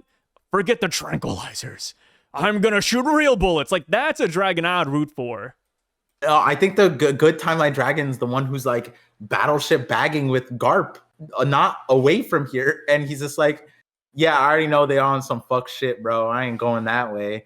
Or another good timeline dragon would be he'd be using the tranquilizer bullets on his superiors and secretly getting away with everything that he is doing and never getting caught. That would be the dragon that we know today. Back then, and we know we ain't getting that shit. We're not getting a power feat from him.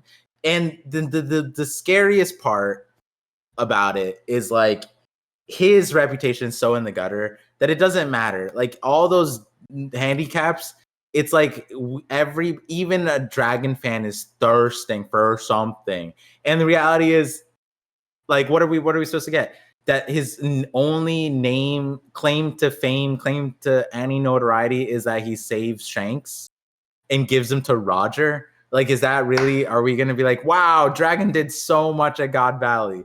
And it's like, Oda could have had anybody but Shanks there. Hell, people thought that like, he was just a prize. People thought that the Celestial Dragons just put his ass in the chest and then Roger just took his ass, right? That's how meaningless of a feat it would be if Dragon saves him.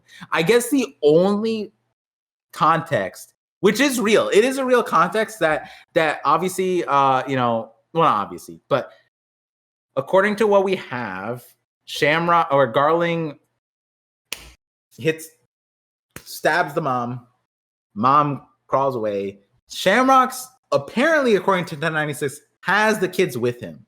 And he's like, watch this, children. And it would be weird if he was not talking to Shamrocks and Shanks on God Valley. Instead, like, maybe he was talking to the slaves that he's killing. I don't know. That'd be kind of funny. Watch this, kids. Garling stocks go up 100%. Yeah, it's that. Or then, like, the other thing is, like, he can have the kids with him and he's running amok. And then Dragon is able to take the kids away from Garling under his nose. That would be insanely awesome. And that's probably the max I could give it to him. You know what I mean? Like, if Dragon's able to do that, whoa, that's kind of nuts. You know what I mean? 17-year-old Dragon pulling a fast one over Garling. Okay. The champion of God Valley. All right, you got me. And that the person he saved, because Kuma saved 500 people, but who are those people? I don't know, but Dragon saved a Yonko. Yo, that's fucking nuts. He also apparently gave birth to a Yonko. Oh shit, we got 2 for 2. So it's like, but that's the max we can get, is that he somehow undercover gets Shanks away from Garling, which we know that at least he failed half the mission, right? Because the mom asked for both and he only got one. So yeah, there's a chance that Garling just like left one of them behind, or like left them both behind. Like maybe they're like near the podium while Garling like runs off and kills everybody. Or I mean, I didn't like your version of it, but you were memeing then. But like I like the version where Shamrocks and Shanks is Dofi Corazon. And so when Garling goes, watch this, children, and he starts slaughtering and beheading the slaves, Shamrock or Shanks starts crying as a baby would, like, and it might not even be because he's seeing people being slaughtered right in front of him.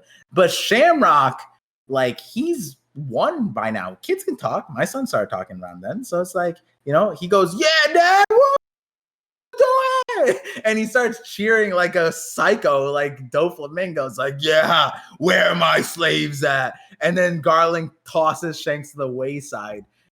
Dragon picks up the trash kid. And Shamrocks is the chosen one because he's like rooting for his dad. And Garling's like, yo, this kid's crying, and ain't no son of mine is crying for some slaves. That might be it. You know what I mean? That'd be kind of sick, dude. You're like building up the Garling stocks for me. I'm like, man, how cool can Garling get? Yeah, that's what that was meant to do. It was meant to gas up Garling for you. Yeah. Hey. I'm a fan of villains. I don't think people understand. I just like villains in general, man. Like, I mean, the thing is, like, Oda's Garling is being playing, built up really well. Oda's definitely playing the tit for tat, like, how evil can I make these guys? Like, at the end of the chapter, the shepherds, whatever way you spit it, the way Sommers regards his own family, it's like, oh, they were asking for some crazy ass shit, and even Sommers like, hey, yo, chill, she mine, you know what I mean? And then like, Sommers was torture. And then we have Garling. And Garling is supposed to be like, man, I hope Shaki goes to her because at least he treated the other girl fine for a while. But even he's crazy because he just straight up just stabbed her. And before he stabbed her, he's like, yo, I got another girl lined up too. And even when I abandon you, your island, your home, I'm going to raise this shit to the ground. You can't call him a cheater, though. He made sure to get rid of the previous girl before he went to the next. Yeah, you can't call him a cheater, but you can call him a murderer. Hey. It's just another Tuesday for Garling. Leave him alone. You can't go to prison for a life sentence for cheating, but you can for murder. Can't call him a cheater, but he is a murderer. Is that a red flag? Like, I'm imagining that's one of those stupid ass interview streamers. Is cheating a red flag or is murder? And the girl's just like, honestly, cheating is a no for me. And it's like, but murder? Hey, good priorities. That's so fucking crazy. But you know what? That's actually as crazy as it is, that is a real thing. Like, people will be in prison for murder. The girl will still be with them. And the guy's like cheating and the girl's cheating. And it's like, yeah, that's fine. But the murder, yeah, them. It's like, whoa, wait, what are we talking about? He murdered somebody? Quick, how many? 5? Yeah. What's his number? Quick. That is a real thing. And I think it is, yeah. Wow. The world is funny, man. The world is a funny place. Yeah. Fiction resembles reality. Which one is it? I forget. Something like that. You guys get it. So we next see the Navy prison ship. Sorry, a little bit dyslexic. We see the Navy ship, and it is all black, Par. Is this potentially the man marked by flames ship? And the way this theory goes is that it doesn't belong to the man right now, but later. I just love that. Was almost like the Wongji is the traitor theory. Part. Let me tell you about the man marked by flames theory. We're seeing an all black ship, and the way the theory goes is that the man marked by flames, that's an all black ship. No. Hear me out. Shitty, you also said that it might belong to a WG operative. And this is a marine ship, Par. That's one of those theories where it has no words, just a picture on Twitter. Just like, man marked by flame, ? Puts picture of the black ship. And it's like, yeah, I mean, like, sure. No, hear me out. The theory goes like this. This ship gets commandeered by an escaped person that leaves God Valley.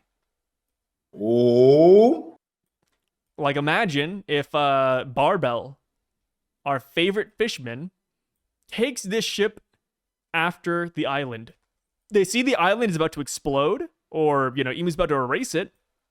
So Barbell hops on the all-black government ship, and he flees the scene. And then, after 18 years, they go and acquire the Fishman Island poneglyph.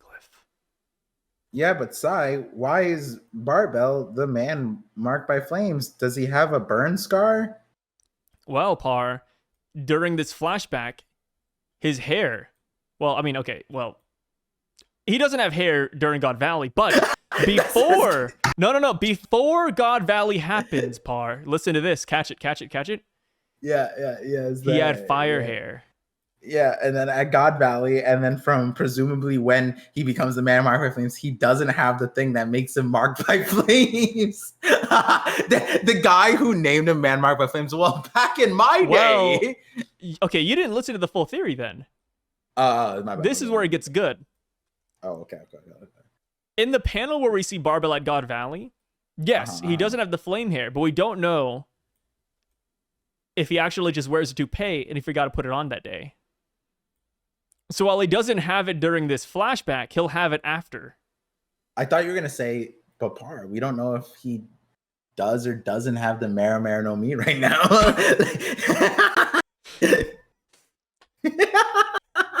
You never know, Par. Hey, life's mysterious that way, right? If he dies in God Valley with like a hole in his stomach, and then like Oda makes an SBS where Ace is a catfish, you got me. All right, he's the man marked by flames. Somehow he lived. His fruit goes to Ace. Oh wait, no, he couldn't be if he has a hole in it. No, he could be man marked by flames. He like how Jinbei raw dog. Well, he obviously used hockey, but like in Marineford, when you're reading it week to week or watching it week to week, it looks like Jinbei just raw dogs magma. And so maybe Barbell actually does it. No hockey. And he just survives it. Why not? Catfishes are durable, I hear. Somewhat. Slimy, slippery. Yeah. Anything's possible, Par. Yeah, what if the magma slips off of him? He's still marked by it. Oh, he could have the Magu no Mi. Oh! Before Akainu. Yeah. And then he just spit it out afterwards so Akainu could eat it. I wouldn't put it past those filthy fishermen, right? Am I right? Ooh. You're so cooking, man. Can I get a hoorah? You know what's funny too? What? So I mean, okay, if you guys are watching this video, you know all of these titles for the podcast are like word vomit. Like all caps, like, oh, man marked by flame theory, mega theory, supreme deluxe edition. Does get me every time. one person commented, they're like, can you stop naming it Mega Theory? Can you stop naming all your podcast videos Mega Theory? Because now I can't find real Mega Theories. And now, ever since I saw that, I've been going extra hard. Super Theory. Theories you can fall asleep to. Just So now when people look up Mega Theory, there's a chance one of ours pops up among like all the actual theories. It's so funny. Nah, you're in a different. So I'm trying to like flood like the YouTube algo, not because I want the views, mind you, right? The podcast, I think it's always going to be like 10, 20K ish. I don't think it's ever going to like go crazy. Which is a lot.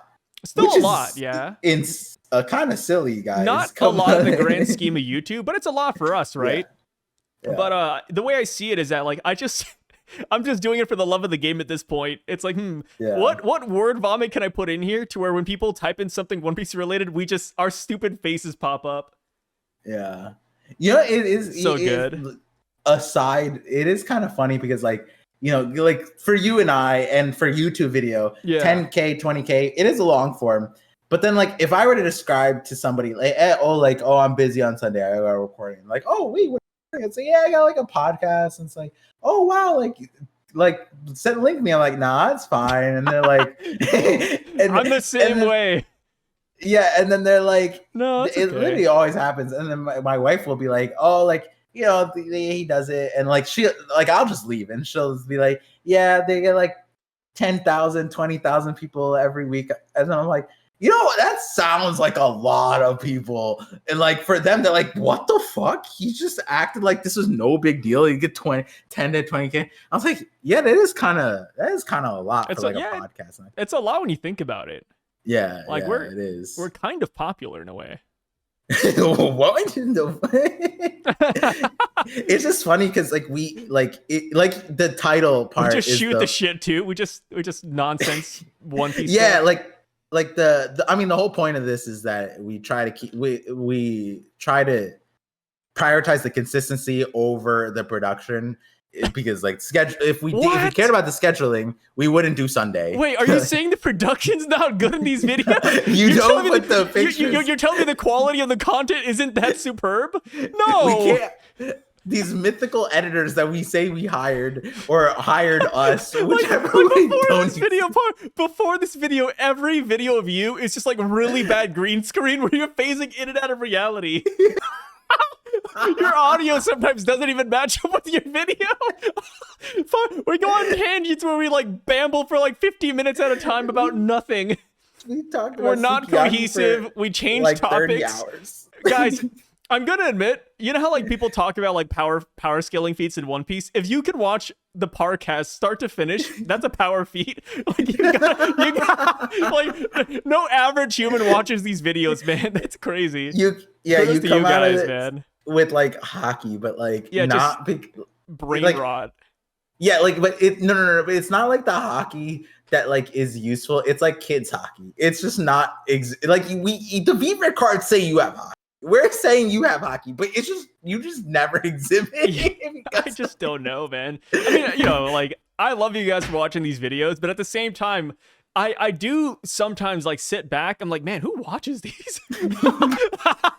Like by the time I finish recording, I think back to like me and Par's conversations of like the whole day, and it's like, what are we talking about today? Shaki potentially dying in God Valley. We're talking about Wongji with the water fruit. I think there's like a segment where me and Par talk about like celestial dragons making people kill their own families. Like, who listens to this, man? I don't get it.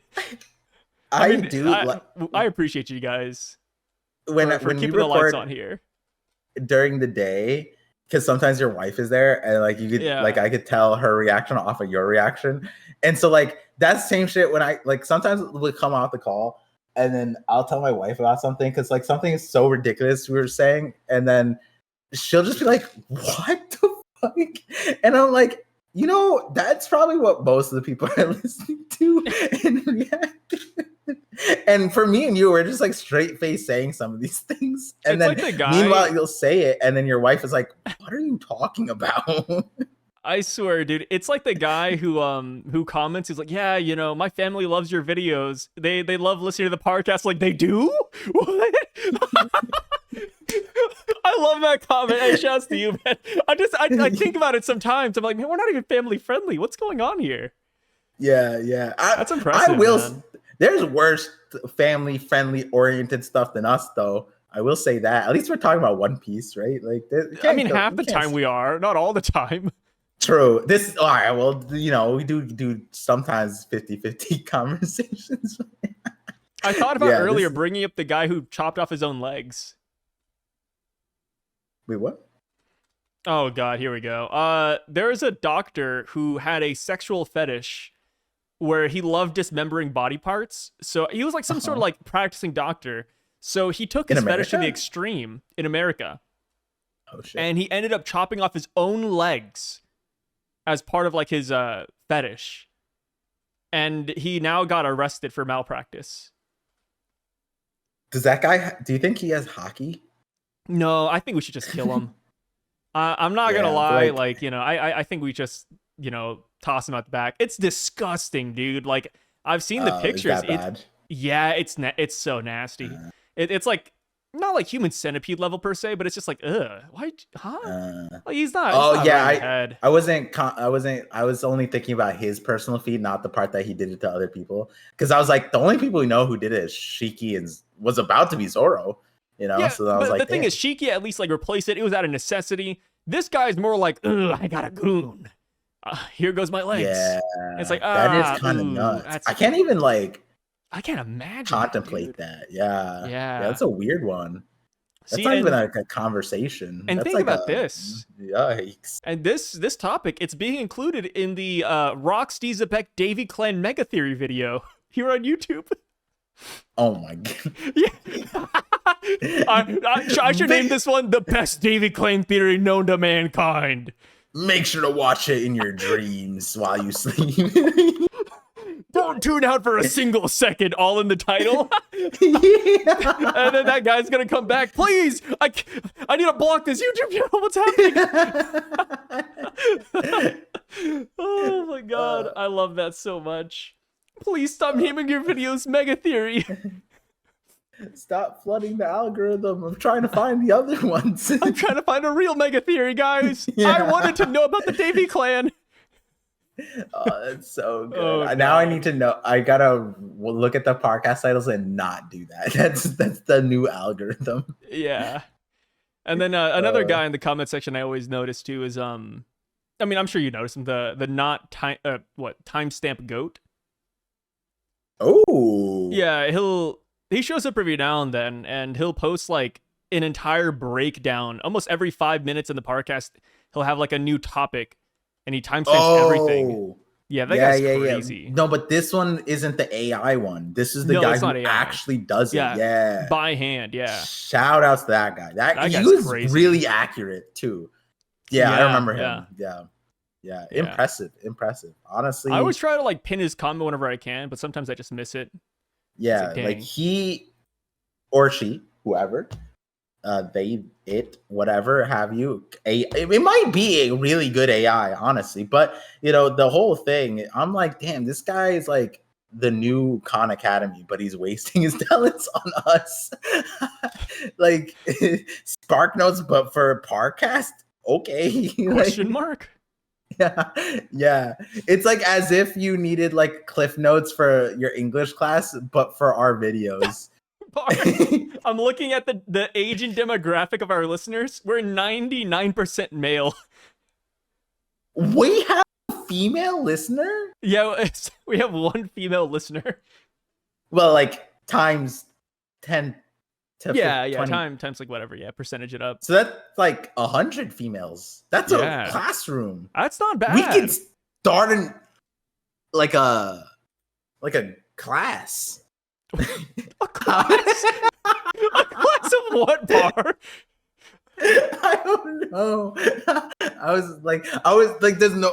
I decided like class on how to appeal to female demographics, like with the 99%, or it's like how to get 100 female listeners as a. How to go from 100% to 99, like every percent matters, some shit like that. I feel like there's class for everything. All right. Okay, wait. We would have a good class. All right. All right, I got a shout outs, a super chat I just saw on YouTube. Uh-huh. And you will not believe what it says. It's from a guy, hopefully he's watching right now. I don't know if he will. Because if not, then I'll have to like talk about this later. It's a $5 super chat. And normally I wouldn't read these. But Like it just on the popped up. podcast? No, just like on my YouTube section. It's like a regular video. Yeah, $5. They say, "Hi, Sai.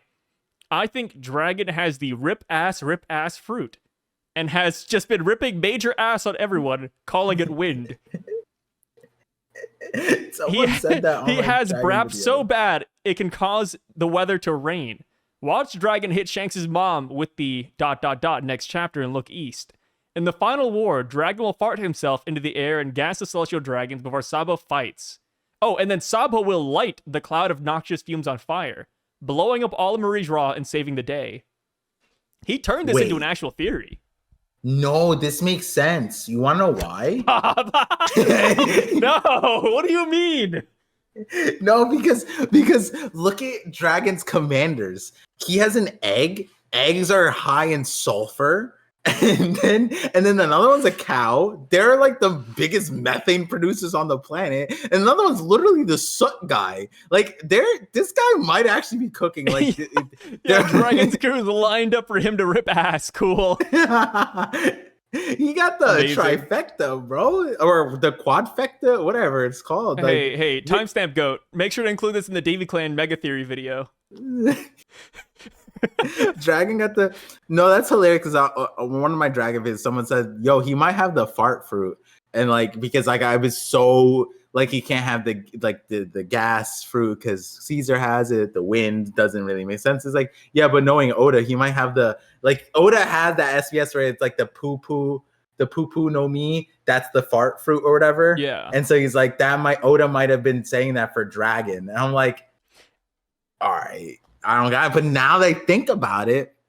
Why bring up the Oh my commanders, the cow and the egg and whatever? It could be the egg smells like fart, rotten egg. Cows smell like anybody's been to a cow farm. That shit's stanky, bro. If Dragon actually has that fruit, would all the Dragon fans in the world just commit seppuku? Would it be like a mass like disappearing event? I don't know. Dude. I mean, I'd still be here. Oda's gonna cook with it, bro. Yeah, but you're not like the biggest Dragon fan out there.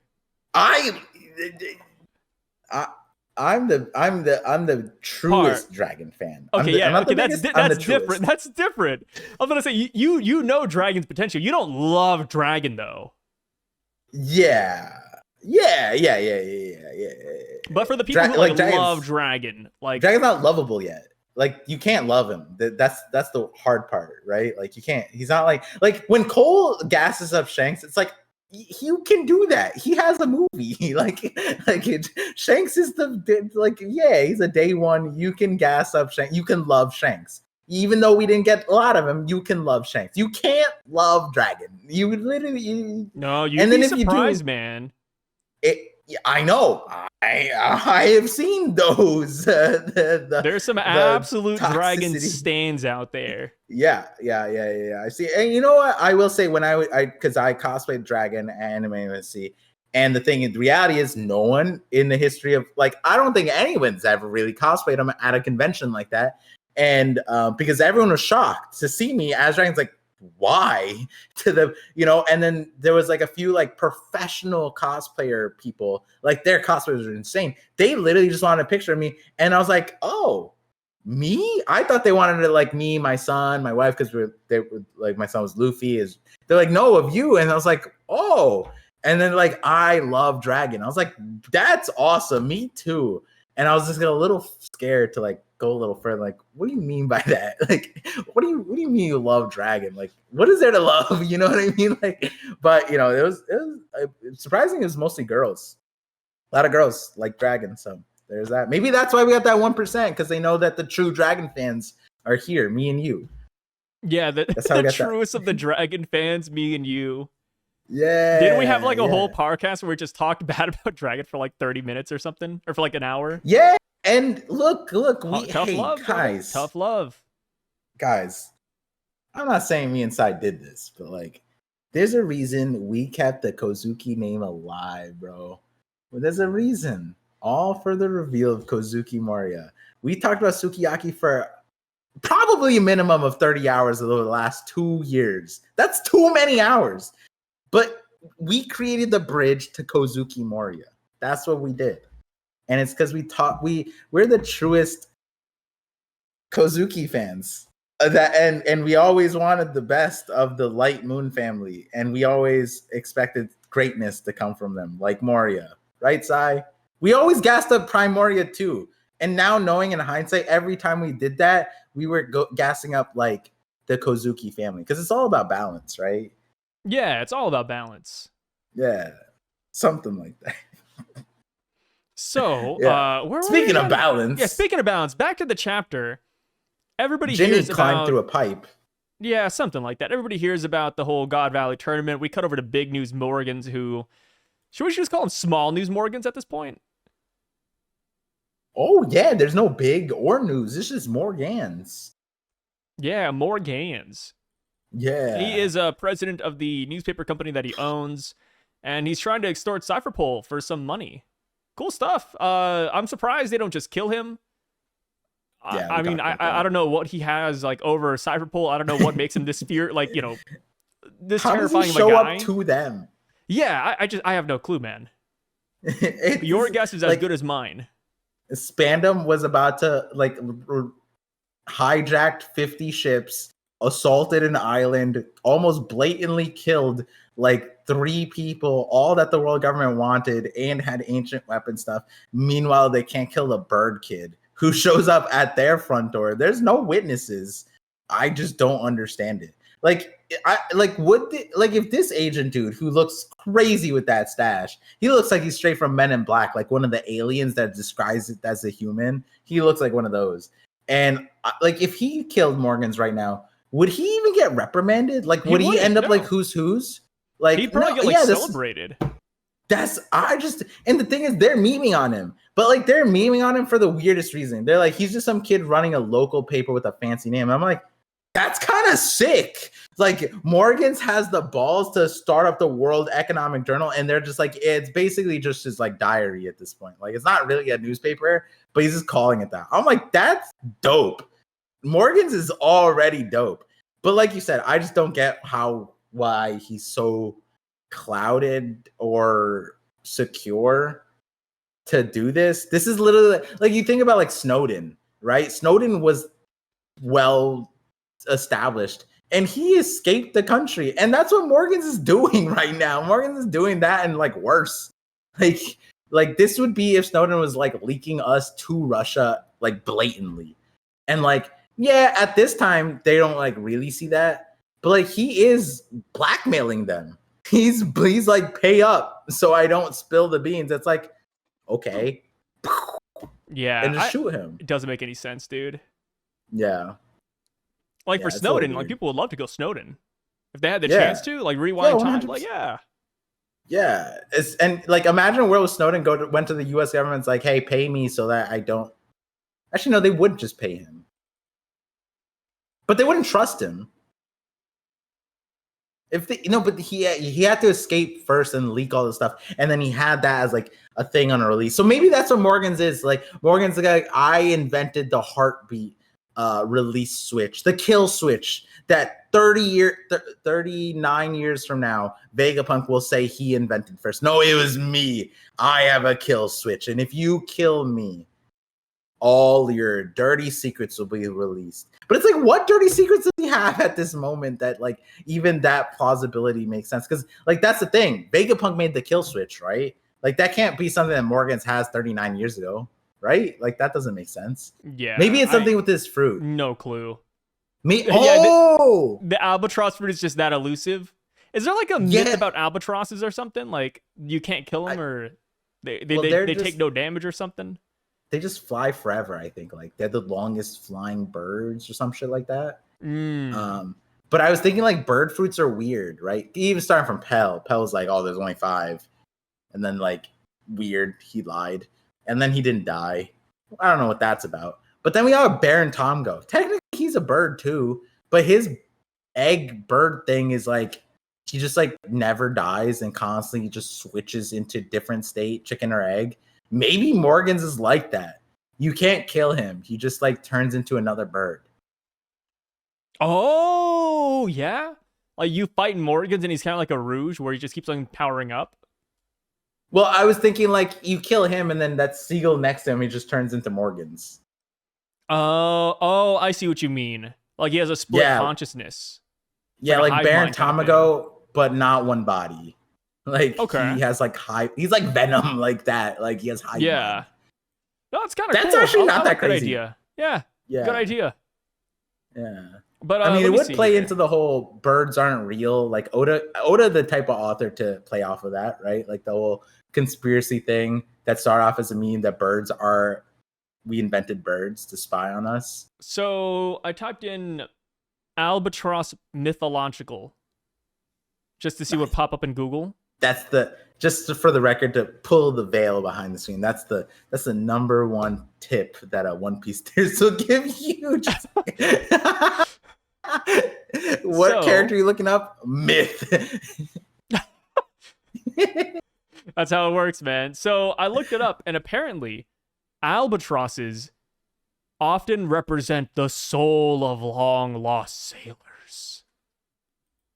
Oh. Yeah. Wait, this actually. Oh, that's pretty good, huh? Yeah. Oh, you're cooking. Wow. Yeah. Thank you, Google. Thank you. Davy Mega Theory on crack. Yeah, the Davy Clan Mega Theory. The most famous example is from Samuel Taylor Coleridge's poem, The Rime of the Ancient Mariner, where a sailor's senseless killing of an albatross brings a curse upon the land and the seas. In other mythologies, albatrosses are seen as ancestral spirits or sacred birds. Yeah. And have great navigational skills, by the way. In European folklore, albatrosses were believed to be the spirit of drowned sailors, making them omens of good luck and a sign of hope as well. So another pro tip for you guys, like, you know, Sai's doing the I would say like Twitter level thing where it's just like you just said like, oh, there are some crazy myths here and there with like water and seas, and some people think that there's ancestral ties and curses, and it's like the vaguest thing, and it's like there's no like location or era or like who. You were just like, yeah, some people just believe that albatross is like they're just important and shit. It's just like you didn't tell us like what was. It's like the Albatross fan club network of like 5 people. Yeah, I look at the source and it's just like, I don't know, like a Yahoo Answers. A Quora, the famous the Mihawk defense off of Quora, the famous. Hey, the core defense squad goes kind of hard. Yeah. Hey, Morge was shocked when you did that. That was a good one. Yeah, it was good, man. People love it. Yeah, Quora. Big ups to Quora. I'm surprised Quora is still a thing. Oh, here we go. Reddit. True Swifties. Are there any Albatross stands out there who can explain it to me? Oh, Albatross is a song from Taylor Swift. Is it? Uh-huh. I think so, yeah. Probably. I mean, Albatross does that other song. The Albatross 2024 Taylor Swift. So maybe Big News Morgans is like a Swiftie. Makes sense. I think Big News Morgans was a fan of Uta too, right? Yeah, I think he was also listening into Uta. Film Red. So Uta would be like the Taylor Swift of the thing, you know? Yeah, I could see that. Shout outs to the this. I think this is if you guys are still watching this video, this is build up to the next part of the Davy Clan mega theory. If you guys are still watching the video, if you guys are still here, hold on just a little bit longer. This will all make sense when we get to the Davy Clan and the Void Century parallels. Yeah, tune in next time when we actually talk about Davy Jones.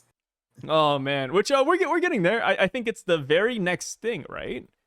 After Big News Morgans? Technically. Oh, yeah. Here we go. They're all pretty much pirates around the world are leaving to go save Shaki. And why'd you say it like that? I don't fucking know, dude. After Rocks D Xebec and the gang leave Hachinosu, they run into King Harold, who's waiting for him. He says, hey, I knew you'd go after that Shaki lass.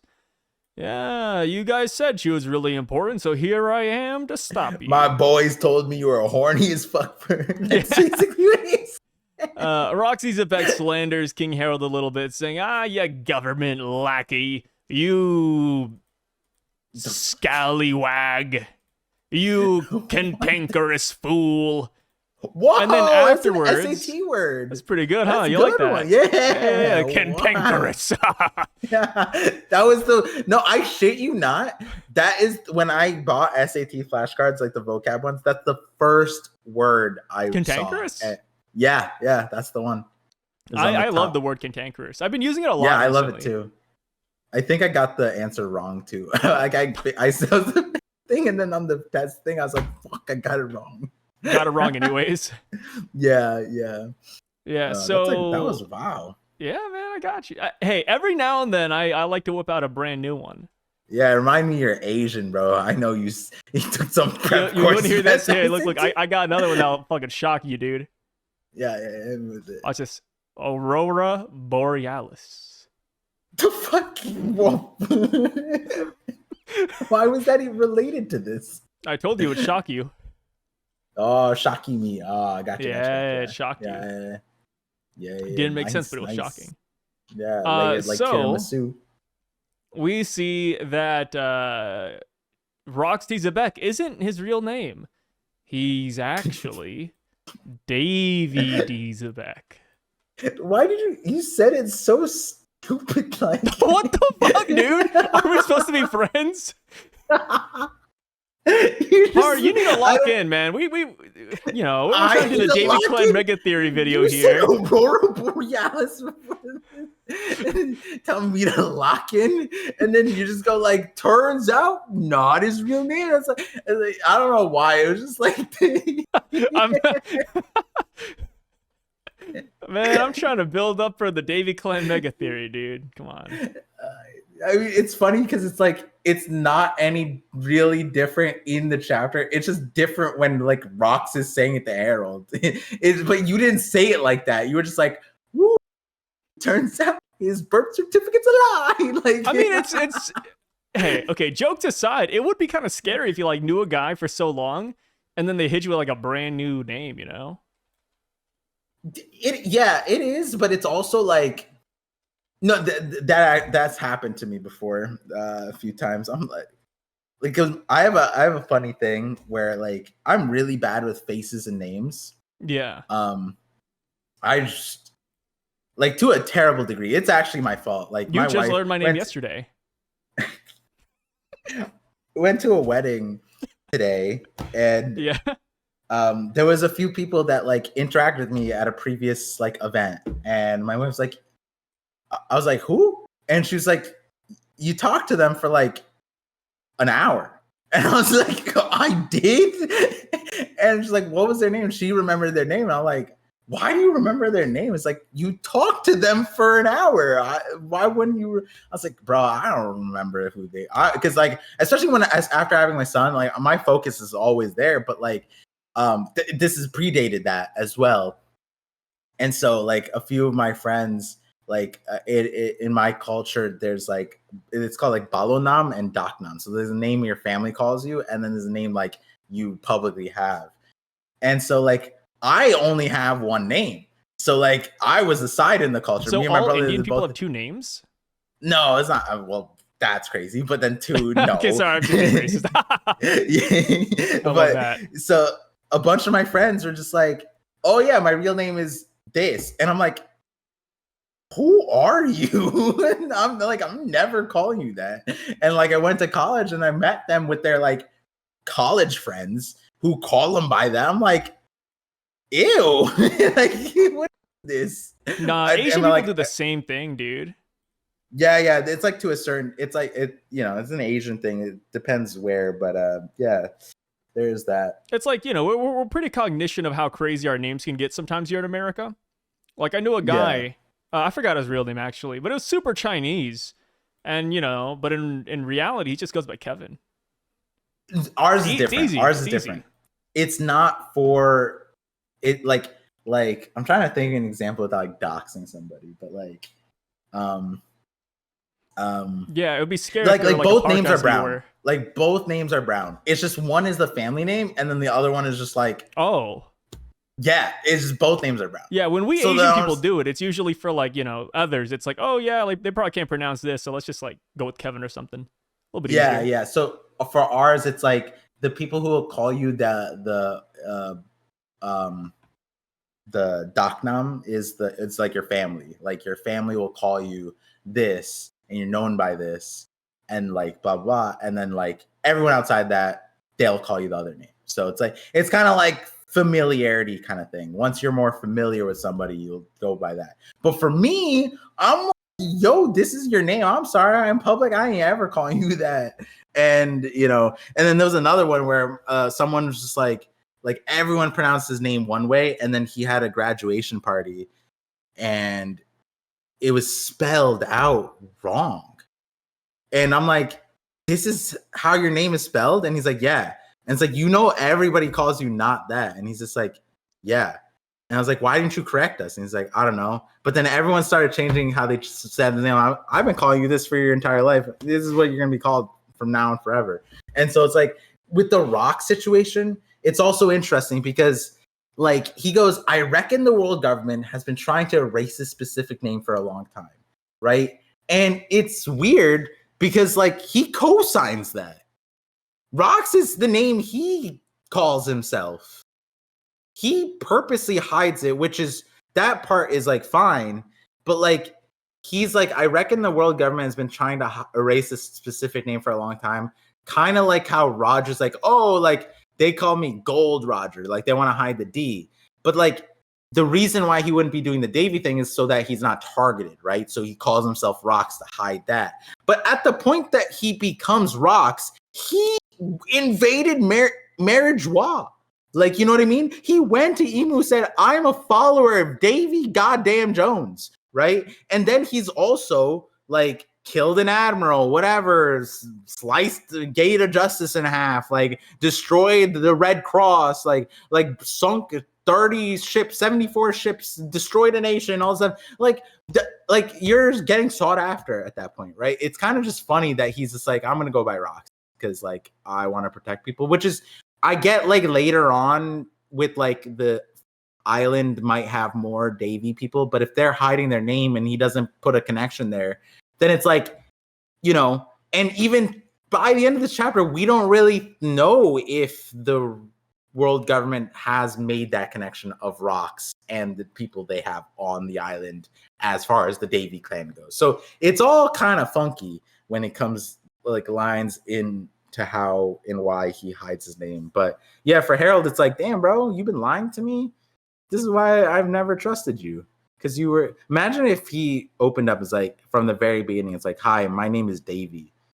Harold might be like, yo, you sound sincere. That's your real name, I'm sure. We can be friends. You know, that'd be kind of wild. Yeah, but I mean, it's one of those things you don't bring up in conversation. Yeah. But the whole thing about like, you know, Davy D Xebec telling Emu that he's a fan of Davy Jones, I think that makes a lot of sense. I think that's actually really smart. Uh-huh. Because when you really think about it, one of the best places to hide is in plain sight. Uh-huh. And I think that's what Rocks D Xebec was doing. He's saying, okay, you know what? I bet Emu would never believe that Davy Jones's ancestor and the hidden Davy Clan... Descendant, I should say, exists within a guy who loves Davy Jones. And names would openly Rocks. say... Yeah, and would openly say that to the leader of the world. Yeah. Yeah. Like, that would be an epic... Like, I would love for a Rocks monologue to explain the logic there. Be like, man, who would be so stupid to reveal their name in plain sight like that? They wouldn't think, duh, I wouldn't do that, right? Like, I want him to, like, actually contextualize that and make that canon, because that'd be hilarious to be like, surely they don't think I'm that stupid, right? The guy running around doing Davy backfights, getting all the crew members like blatantly, openly, and creating the lore of Hachinosu having Davy back, connections. Oh yeah, that guy definitely not Davy Jones related. Oh, and then like the other part is I love it. We talked about it slightly, but we did not expand on it. We went off the tangent that Emu didn't hear it, but just before that we were like, oh, technically he just told Emu and Gunko. What if they never told anybody? I'd love that. If Emu and Gunko just never told the Gorosei, never told the other Holy Knights. And well, I mean, okay. What? No, I was about to say, like, have you ever like walked into a room and you forgot what you were gonna do? Yeah. What the fuck was that, dude? No, hear me out, man. Come on. No, I don't want to hear you out. No, okay. We know that there's a hidden room at Marishwa called the Phantom Room. What if that's a downside to the Phantom Room? Yeah. Oh, yeah. You know what's funny? We could disprove that immediately. Oh, no. You know what? You're right. We actually can prove it because Emu was listening to Cobra waffle on about the stuff with the Gorosei, and the Gorosei, when he saw Emu, was like, "What the fuck are you doing, bro? You're supposed to stay hidden." It's Emu forgot because, like, remember there was like Emu was supposed to come on schedule, right? But they're like, "Yo, you're not supposed to come now. We have Cobra still here." But Emu was listening in, left the room, just forgot, and then they're like, "Bro, you're too early. We didn't tell you to come out." Yeah, Emu forgot that Cobra was still there. Yeah, it all makes sense now. No, shut up. No, it's all coming together. Wait, can you do the aliens pose? Like, oh, dude. Yeah, and next time we're gonna have like a like a whiteboard behind us, all the strings gonna connect. Yeah. The thumbnail, the Davy Jones Mecha Theory. You put the afro from the guy on the aliens thing, and our hands are like that. Just put our face on there. It's so good. Yeah. Oh man. I think for the last Parcast, I had AI make me and you into celestial dragons. I just called it a day. What does that even mean? Did you like ask ChatGPT to be like, does he know what celestial dragons mean? I think so, yeah. Oh wow, that's impressive. Yeah, I was impressed. I said, wow, that really looks like me and you, man. Just as celestial dragons. I don't use ChatGPT too often, but anecdotally, not from the new stuff. Anecdotally, I've been hearing it's been impressing me. I'm like, wow, this is actually better than I thought. It's only getting better, you know. Give it till 5 years. Soon it'll be able to goon for you. All right. Huh? All right. Okay. Okay. Right. So getting back to the Davy Clan mega theory, you know, we have the legendary pirate Davy D Jones here. Surprise, surprise, Davy Jones is a D Clan member. I heard somebody in the comment section have a theory. I think they were joking, but they could be for reals. They said, oh, we finally learned that D stands for Davy. Hey, it could. Okay. So, Davy Jones. See, the missing link, right? The Lucy in the equation, how you get from primate to human is maybe he's not Davy D Jones. Maybe like Roger or unlike Roger, it was actually combined. And it was just David Jones. Oh, wait a minute. Cook? That's not bad. Yeah. And then what is David backwards? Diva. Oh my god. And it connects to the you know, like the Hinduism and stuff, and like gods, deities. Diva could also mean Uta, who's a diva. I just Shaki looked is it up, a guys. diva. David does have mythological ties, according to Google. David mythology. Yeah, it does. See, guys, we cancel a class. We cancel pro tips on making the character name a myth. You're seeing live. It worked. Live tutorage here. You guys just witnessed the birth of the David Clan mega theory. Boom. Mic drop. It. Crazy. Yeah. So I mean, go for it. No, I was gonna say like the David Jones thing. As much as a meme, like I think the real pirate was called David Jones. Like the one that if Davy Jones was off of a real person, the real name was David. And then Davy being like David and Davy being like a very common names for like so like Jones also a common name, but like if you didn't know the person's name, it was just David Jones, Davy Jones. This is a very common thing from what I remember seeing. So like it could be that that's what it was. I always I haven't said this too often, but I remember like a while back. I think this is before Nika. Maybe it was after Nika. Oh no, I think I brought it back up when we talked about Bonnie, like when Bonnie showed Gear 5. I was always saying like when Big Mom's wedding cake thing and Luffy showed up with all the Luffy like clones, but they were the mirror clones of like animals, but they were all supposed to be Luffy. And then there was the real Luffy, and then there was like the Brook Luffy. And I'm like, I always feel like that's gonna happen again. And is it Nika? Or maybe it's David Jones, right? Maybe there's a bunch of Davy Jones out there. Everyone's masquerading to hide who the real David Jones is. Oh. And it's like, what? No, I was going to say, like, if you watch SpongeBob, they did that in SpongeBob too. Where, like, there's a bunch of Squidwards, and they're like, oh, I'm Squidward, I'm Squidward, I'm Squidward. Like, it could be like that. Yeah, exactly. And we know Oda loves SpongeBob. He also loves Eminem, and it's like, so can the real, Sun God Nika stand up? And yeah, there we go. It's like, who is it? Exactly. Yeah. So, you have like such a common name as David Jones. You know what I mean? I feel like that's like prime for one of those things. Who's the real Davy Jones pirate, right? And then it's just, is it Nika? Is it Joy Boy? Whatever, right? Like we don't necessarily know. I feel like the weird part here is like you wanna know timeline, right? And apparently Joy Boy is the first pirate. So that means that Davy Jones is either contemporary or after. He's probably contemporary. He's probably like people are gonna see this as a meme. It's probably like Eustace Kid.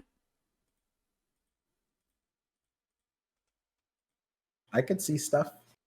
Yeah, he do you think like Davy Jones is? Do you think we have any? Does the okay? So like, I think the one of the most concrete things. My bias aside, because I talked a little bit about stream, I think there's actually a lot that Oda gave us about Davy Jones. Just not like all Oda has to do to then unveil it is just put the like just group the things. Like there's a certain groups of things that really connect to the lore. And I'm not talking like Vanderdeck, and I'm not talking about like Zunisha and like that kind of stuff. That stuff is like, that's like the like in our face, like, hey, this is connected to the lore as much as we know. But like, you know, and then we have Robin from the Foxy arc. We have that explicitly. But in this chapter, I think the biggest concrete thing besides Rocks himself is that Rocks is from God Valley. God Valley is called God Valley. We don't know why. Resources, sure. But if the Davy Clan is there, that island is like there's probably something there related to the Davy Clan that has to be like with the Buccaneers, it was like their body's unique. Well, yeah. You know, maybe the island, Garling did say something unique about it, their culture, whatever. Maybe he's talking about the Davy Clan. Maybe it's some way they govern. I don't know. Like you could go to Amazon Lily and be like, they have a unique culture. It's only women. You know what I mean? Like maybe that's what it is. Maybe Davy Clan. No, that couldn't be that. It'd be crazy if the Davy Clan's only boys. Only give birth to boys. It could even be like here's a tie-in, but like Film Red. Oda did say that there's like a real demon like Taunt Musica in the One Piece world that we haven't seen yet. We could see it with the Davy Clan. Maybe that's what they're known for. Yeah. It might be that God Valley, everyone's assumptions wrong. Mine, yours, Sengoku's, everybody's. And it turns out that everyone teams up. Everybody teams up. And they all fight one demon monster. Like Garland, Garp, Roger, Rocks are all on the same side. And Rocks makes the ultimate sacrifice. Is like, yo, we need to take this shit down. We need to work together. And then they like form they do the docking system. And then Rocks is the head. And then he ends up doing the ultimate. Oh no, he's the fist. He gets the ultimate sacrifice. If anything, no, he's the left arm to symbolize all like Shanks kid losing their arm. Yeah, that's what it is. I mean, that sounds crazy. But yeah, that could technically happen. Yeah. I mean, yeah, God Valley is going to get really wacky, especially now that we know that certain characters are here.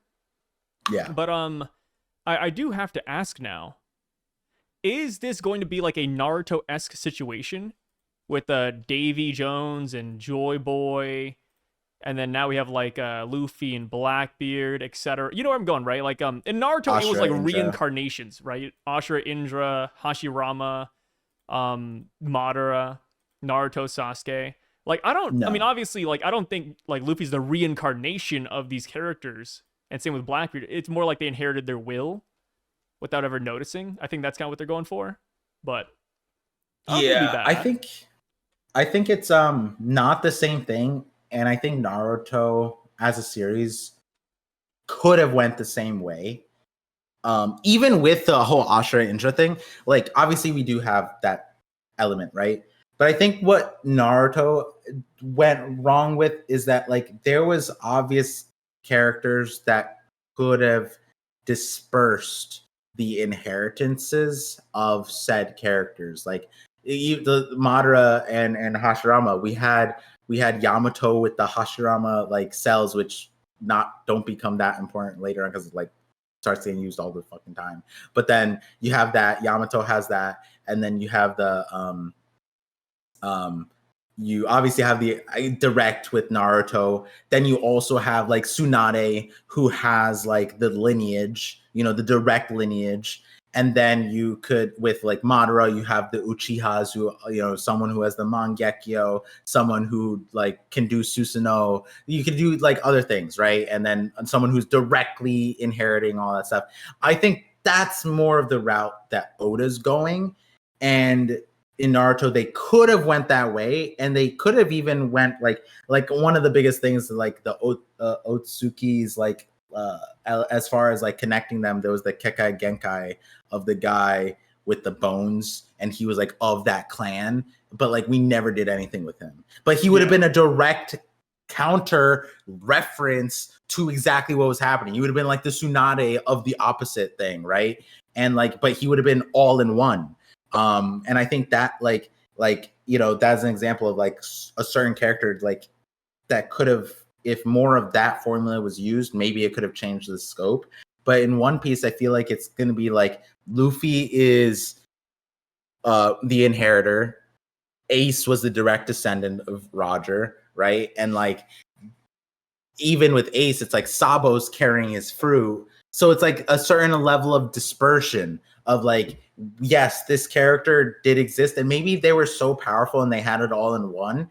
And then later down the line, it's like someone has the will, someone has the power, someone has the thing. And it's all about, maybe they all have pieces to the thing. It's about getting into one piece. Haha, jokes. But like, kind of like that. And, Luffy as a character, he's looking at Bonnie, for example, and bringing her to her max potential. And I think that's essentially it, where it's like everyone has the max potential to be as great as a certain thing.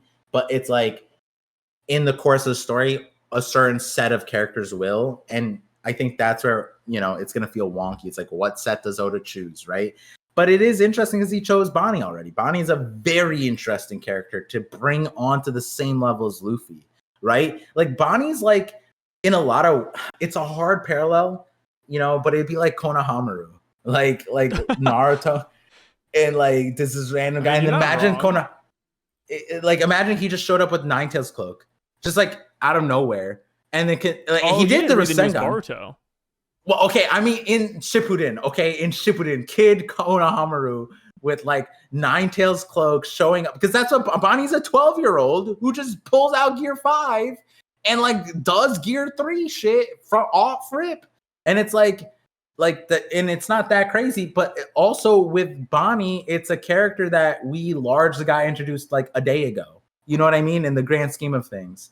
Whereas like at least Konohamaru had like a little bit more setup, but like Bonnie straight up. And that's a very interesting choice because, Oda does have a kind of like a weird streak when it comes to strong female characters. But then there's also like, this is a newer character. It's not as set up. It's not on Luffy's crew. It's like, yeah, it's a supernova, but it's not Law or Kid, and it's not really like Kuma's technically the main character here, but now Bonnie is, and Bonnie's reaching Gear 5. So that's a very interesting like testament to how far Oda wants to stretch that, like how many people can reach this max potential.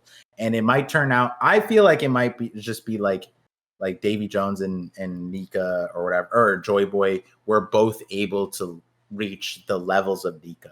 Like that kind of thing. Yeah. So I don't think it's the same thing in Naruto. It could go that way, sure. And I think people, even if it doesn't go that way, will see it as the same way as Naruto. But I think there's a long ways before we get to that. I think. Personally. Yeah, I could see that. I mean, for sure. Like, it doesn't have to be this way, but I think it feels like it's going that way, which I don't think is a bad thing, right? Like, if it has this close of a parallel to Naruto, that's not awful, because we've seen this in Shonen before. Outside of just Naruto, it's just the most popular example. But with Davy Jones, I like how everybody is kind of running with the Pirates of the Caribbean picture of Davy Jones, the one with the squid guy, Cthulhu-esque. I love that. Do you think Davy Jones will actually look anything similar to that, or do you think it'll look entirely different? But yeah, the idea of a Cthulhu monster in One Piece, are you high on that or pretty low? I could see it. I mean, it would be Fishman, but like No, I've always it can't be one of those. How about, okay, let me narrow it down. It's got to be a pirate, like a human, real pirate, or a celestial dragon. But Davy Jones is the pirate of the deep sea, where there's lots of water, and to like be in the water. I don't want Davy Jones to be a fishman. But to be an octopus head like Devil guy, be like devil fruit. okay, Bar, come on. Okay, use your noggin, you One Piece YouTuber. Okay, so you just want Davy Jones to just be a guy with an octopus devil fruit? Like, okay, cool. Mythological. You got me. Who's the guy that wrote that book again? Stephen Paul? The Stephen Paul No Me model Cthulhu. Stephen Paul wrote the book? Yeah. Our Stephen Paul? Yeah, H.P. Paul. I was thinking about Stephen Paul. Not in a weird way, but I was thinking...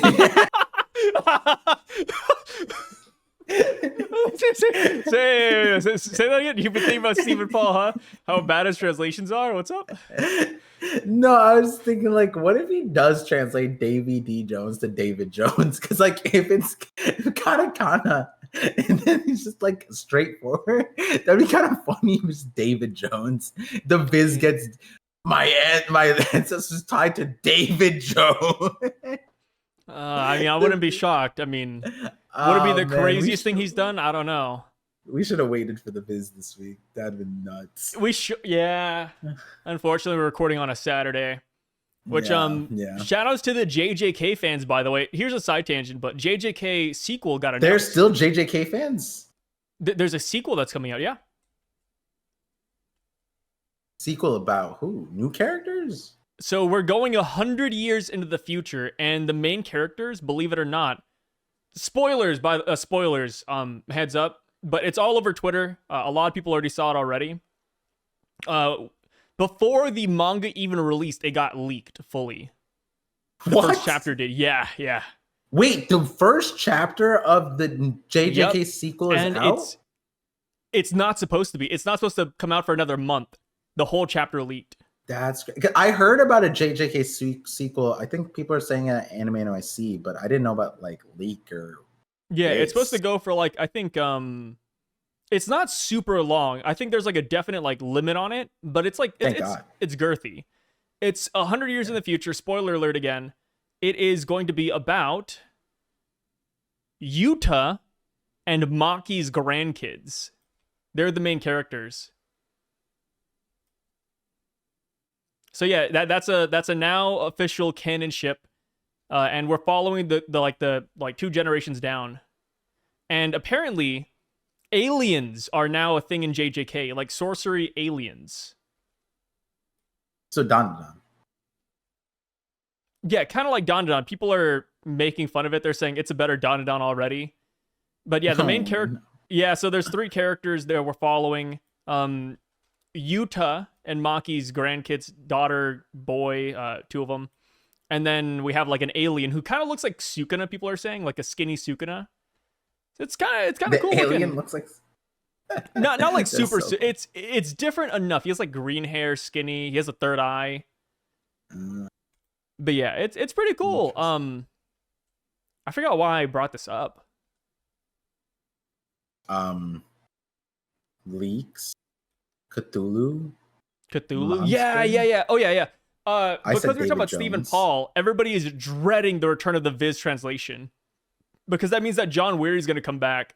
Oh, and if you guys don't know, to the people who defend One Piece officials, the people who defend Viz officials for One Piece, they've never read any series on Viz besides One Piece, because they don't know the terror of John Weary and how he would constantly mix characters up and just get translations flat out wrong.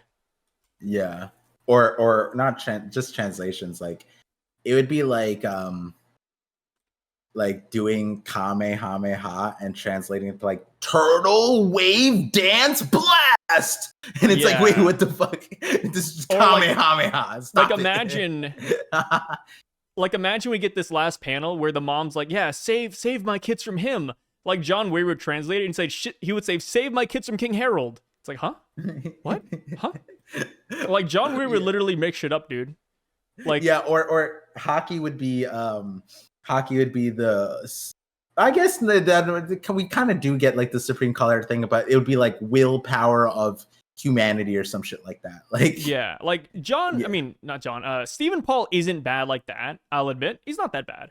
But he yeah, does get things wrong, and it's always funny when people like defend it. They're like, "Oh, but it's the official. It's the official." Yeah, go read the JJK official. Tell me that again, please. yeah, Like yeah. it's and then of course like just read any other official for One Piece. We go on this rant every week. I'm gonna stop here, but yeah, Cthulhu fruit. Par is very high on that one.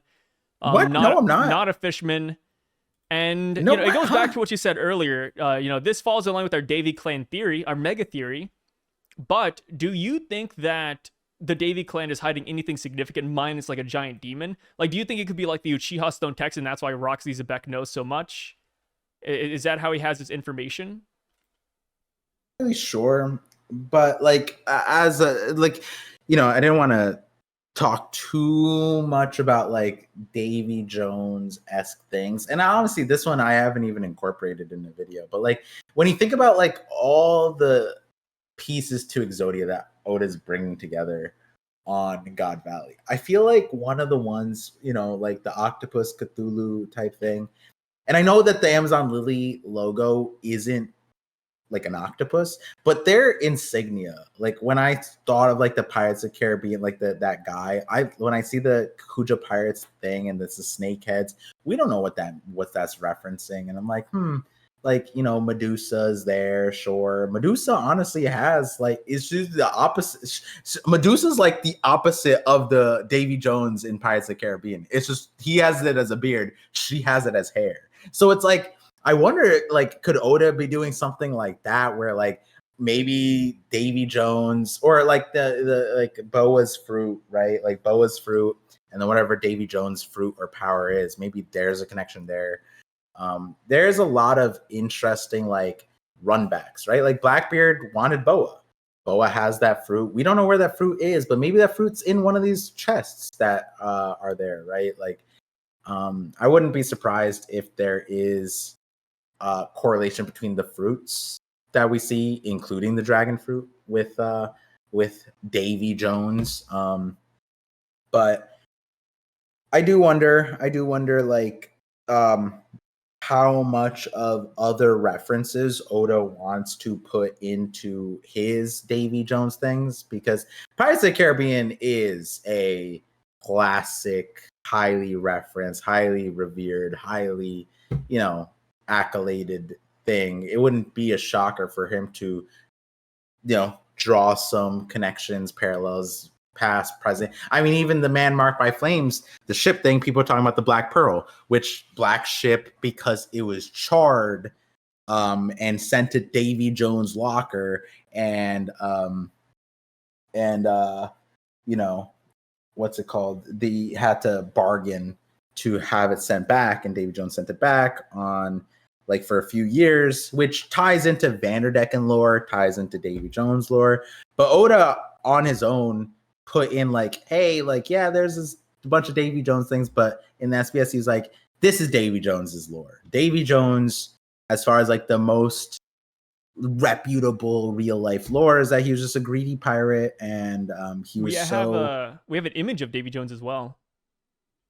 That one, I saw people talking about that, but like Oda literally wrote on it just random picture, which like I know is like a meme. Yeah, I know it's a meme to say that, but like it is funny because he's had similar like he's done goofy pictures like that before, and then they were real, and then that one, it's like this one's like just a random photo, and I'm like, is a random doodle, and I'm like, it could mean something, it could not mean something. The main thing that I'm like, oh, that's kind of interesting, is that that face would just line up with the Hachinosu face, like the skull thing, because it has the bandana. So like I was like, oh, maybe Oda just did it because of that, and this is random doodle. I know a lot of people. If Davy Jones looks like the Davy Jones SBS drawing, I think he'd lose so much aura. If that's what he actually looked like, I don't care about the Davy Clan anymore. I'm good.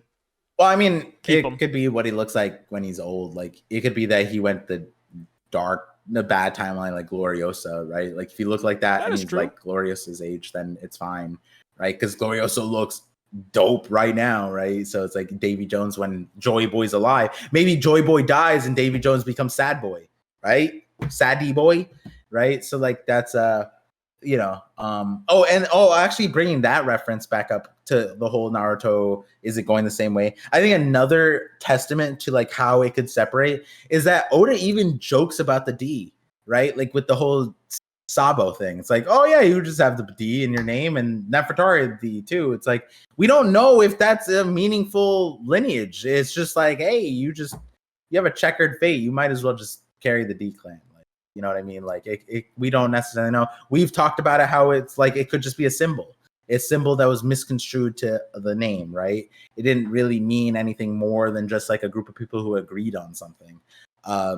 So like, is that the same thing as a godly inheritance that it just has to be these people because they have these people saw themselves in them? It's not the same thing, right? Like the D could just be markers of people who could bring the storm, but doesn't necessarily mean that they will, right? Him specifically saying that one time could mean something. Like maybe it is meaningful. Maybe he's doing it off the Hachinosu thing. Maybe it is like actually just doodle because he made Kozuburo look really silly.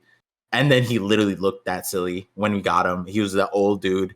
And it's like, yeah, that's what the sword looks like too. Like he made Zoro's swords look like him. And it's like, oh, it's just a silly sword. But then Oda literally made that guy real.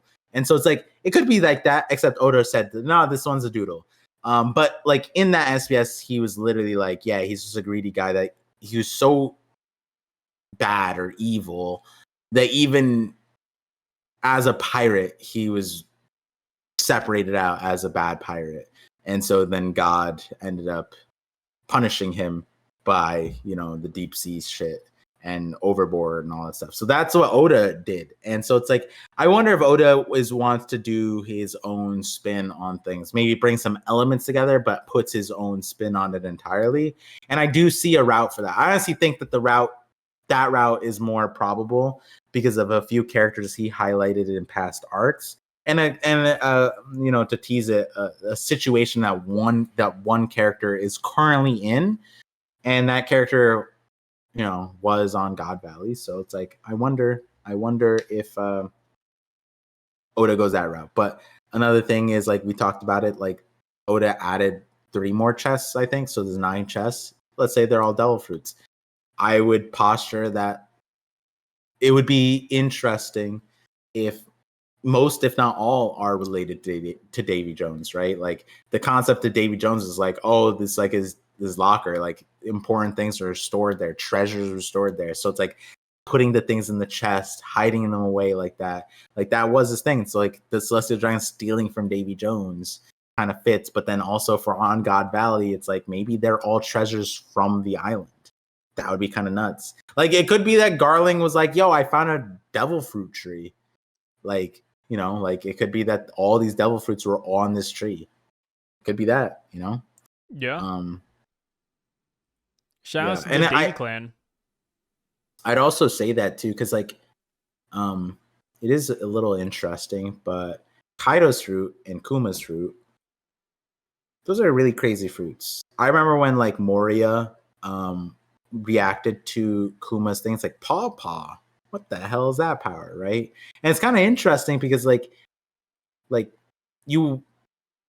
that power is like, is it easy to be overpowered with that? Kind of. That's kind of an insane power. I feel like even if you weren't strong, that power is like one of those powers that makes you famous, right? Like you could just fly anywhere you want to be. So it's like, but then there's no history of it prior, like in recent, and then the dragon fruit too. There's no like, before Kaido there's no dragons running around. Who had the dragon fruit? So maybe those fruits weren't really like that known, other than like the fact that like we don't necessarily know how Ginny knows that those were the fruits, right? Like apparently she's the one who told Morgans that those are the fruits and possibly the other fruits, because there's a list of fruits that are listed. So who deciphered what the fruits are? Are they all in the encyclopedia? And then if they are, we don't even know if the encyclopedia is entirely correct. Or is it that she knew it because the Celestial Dragons figured it out and the Celestial Dragons told and she figured out all of that from there, right? Like we don't necessarily know, but all those things are kind of important. I feel like God Valley, Davy Jones, this island, this event, there's gonna be some grouping that will tell us what Davy Jones is. We just gotta probably, I would say probably like 2 more chapters, maybe. We'll get some concrete Davy stuff. It'd be pretty Not cool maybe if, explicitly. We see here in God Valley like a little mural, and that's where we get the full picture of Davy Jones.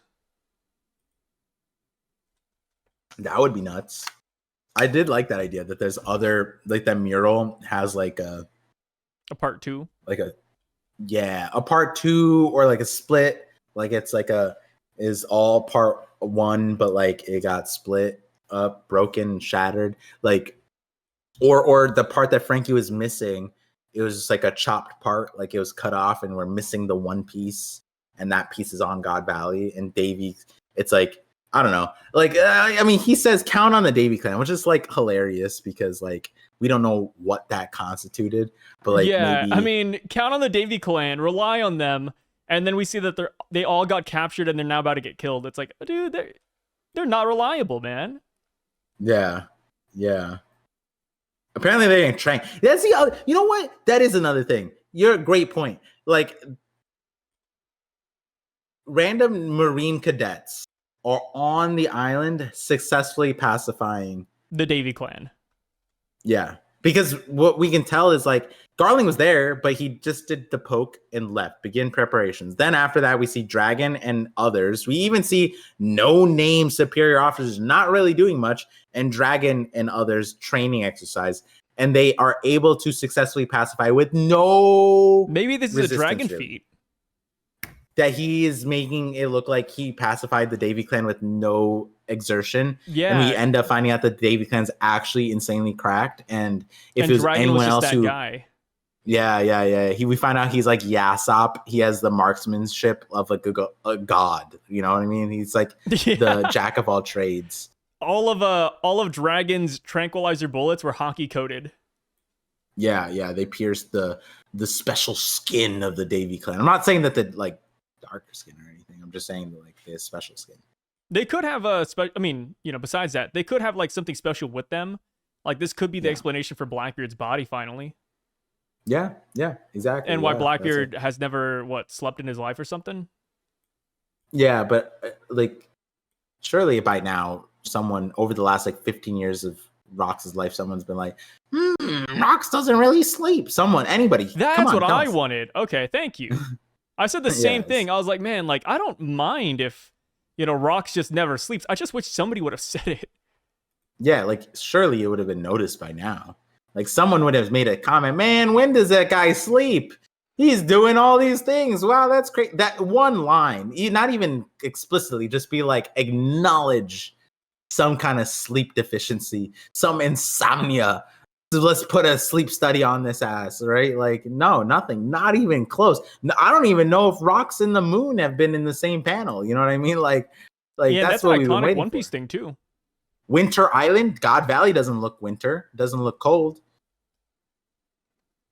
Yeah. That is true. Yeah.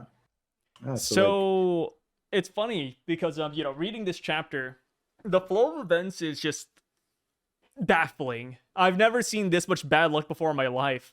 Just I had a kid and a wife, and man, I sent them back to my hometown. I said, believe in the Davy Clan. But would you get a load of this? My hometown is God Valley. Dude. To keep them totally safe, I sent my family away. That is the saddest. I think that is like me saying, to keep my parents safe, I sent them to Laos. It's like, what? In 19... during like World War II or something. During World War II, I wanted to keep my parents safe, so I sent them to Laos. I think Laos is relatively just doing whatever at that point. We're just fighting like gorillas in the jungle, but yeah, like Rocks should have put them in a world government affiliated nation. Easy, 100%. Like none of our parents went like, you know what? we grew up in genocide. Let's move to another genocidal target instead of moving to America, the place that's doing the genocide. Like, you know what I mean? That's the choice that. Yeah, go to the winning. Go to the winning country, brother. Like, what are you doing? Yeah, like that's what our parents did.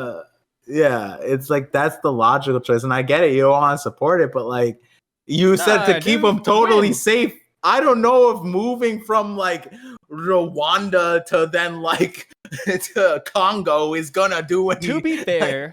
To be fair though, I mean, God Valley has flew under the radar for 800 years.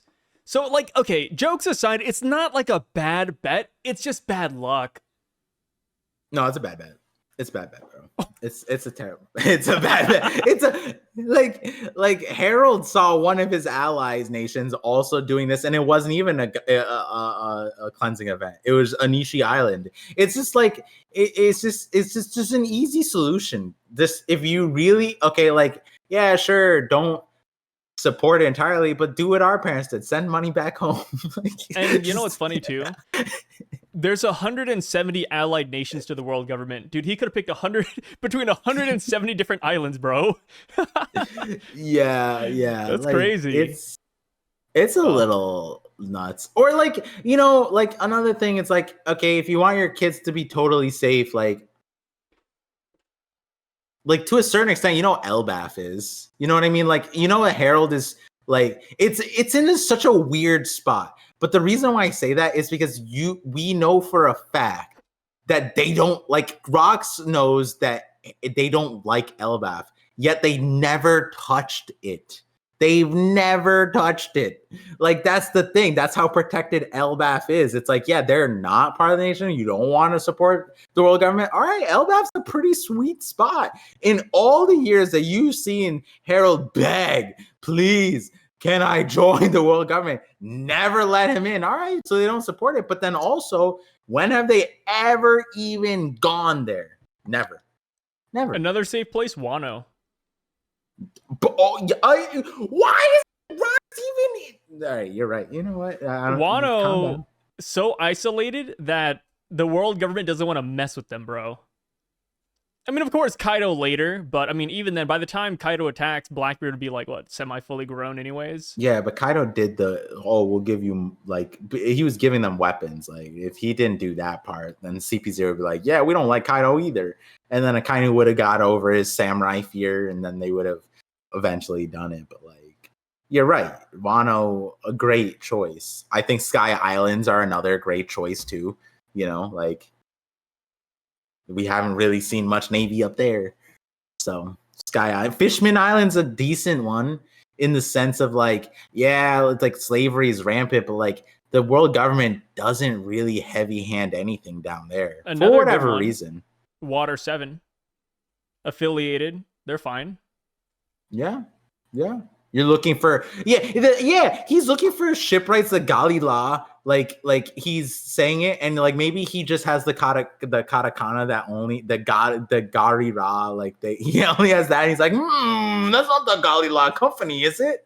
Yeah. So a lot of options, brother. A lot of options. Yeah, there's some options, you know. Or you know, you've been pretty safe, right, Rocks? Like I heard that Pirate Island has a kind of a reputation that like you can't really go there without getting full of lead, shot up with bees in the Spanish. Oh my god, yeah. So stupid. So it's like you could have just kind of brought them there, just like a little bit.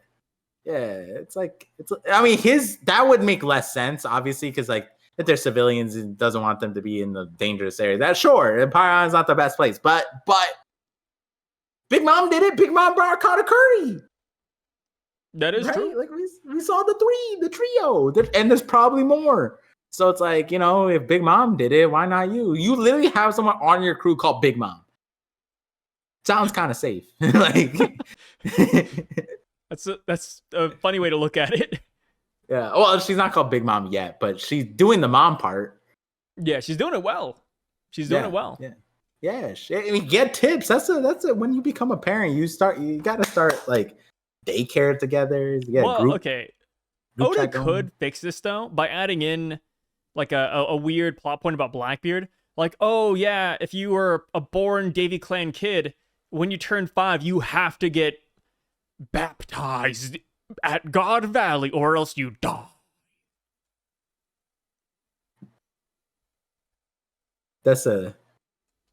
I like that. No, you're right. No. You have to drop them down the valley and see if they survive. Yeah, That's see if they why there's survive. when Garling goes, oh, they have a weird culture. It's like they just throw babies down this valley. Oh, which bring up a good point. Garling. Did he stick his Did he perform coitus? Davy. Did he perform coitus with a Davy clansman? Maybe that's what the Davy means. The da means the V. The Davy. You know, get it? Get it? The D and the V. That's disgusting, Par. Oh. I'm asking about a theory here.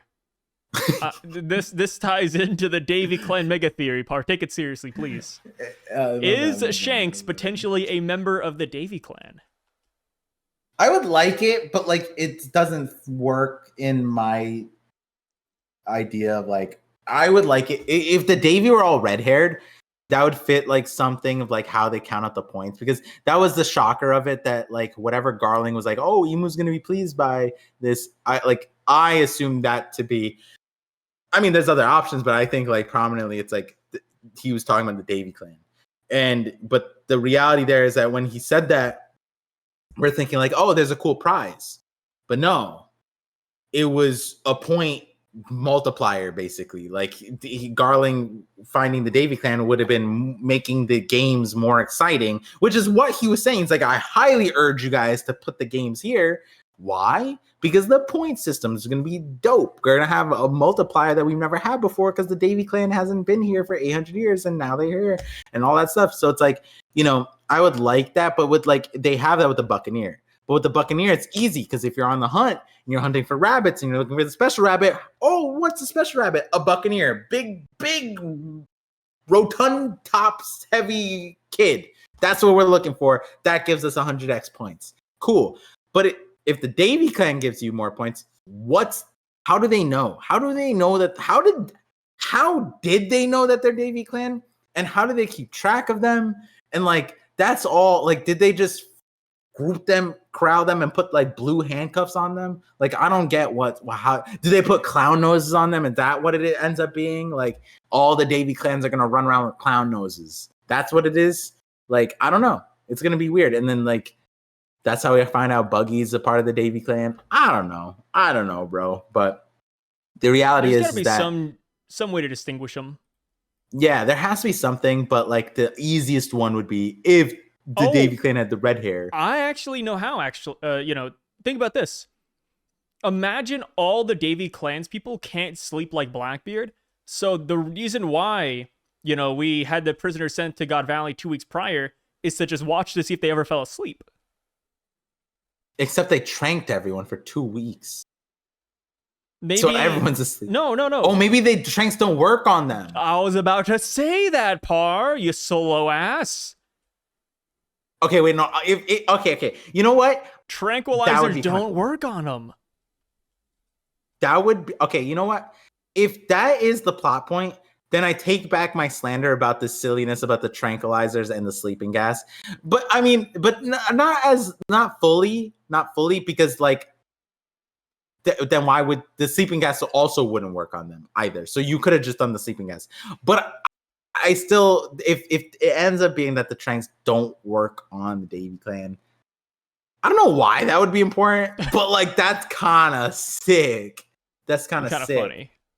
Actually, this is a weird story to tell.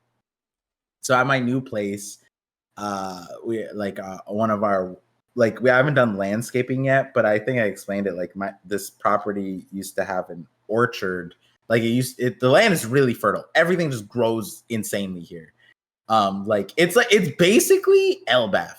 The weeds are bigger. The weeds go faster. The trees go faster. Everything grows faster, stronger, better. Like, our neighbor literally has 11-foot corn growing.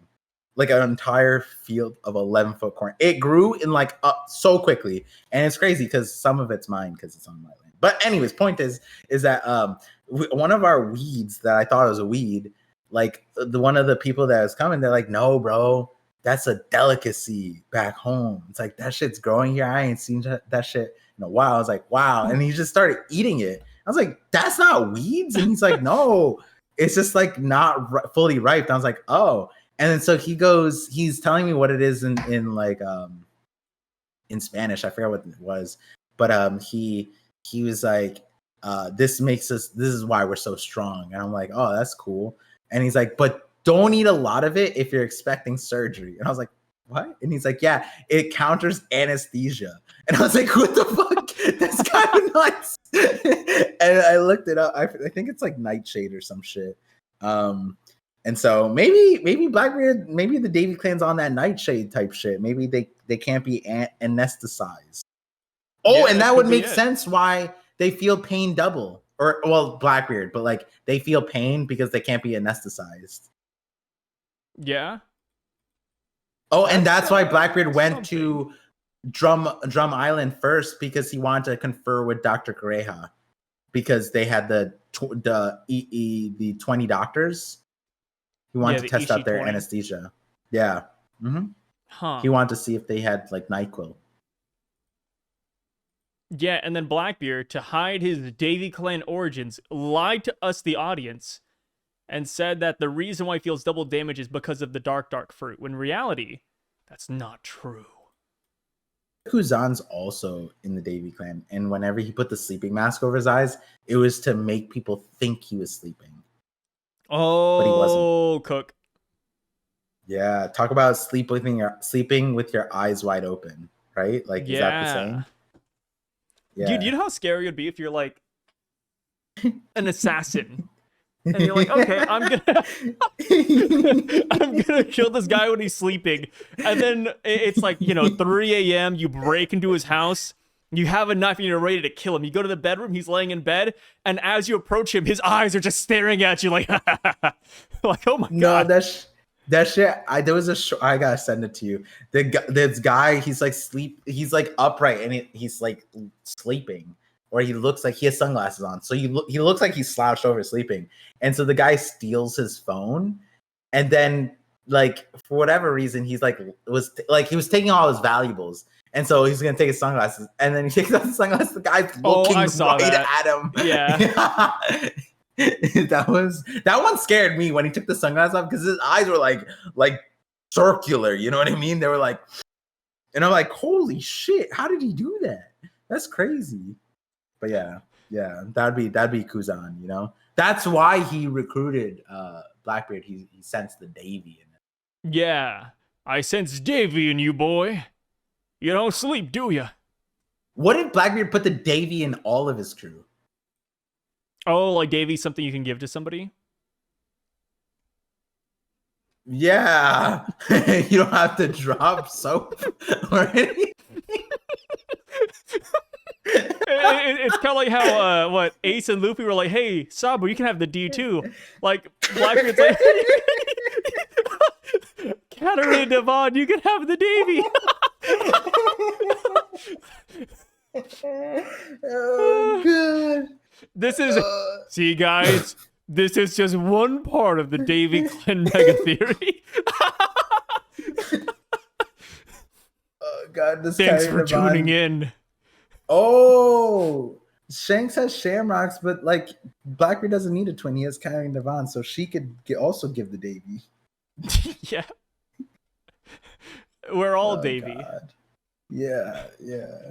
What's funny is that I actually, because he was in prison.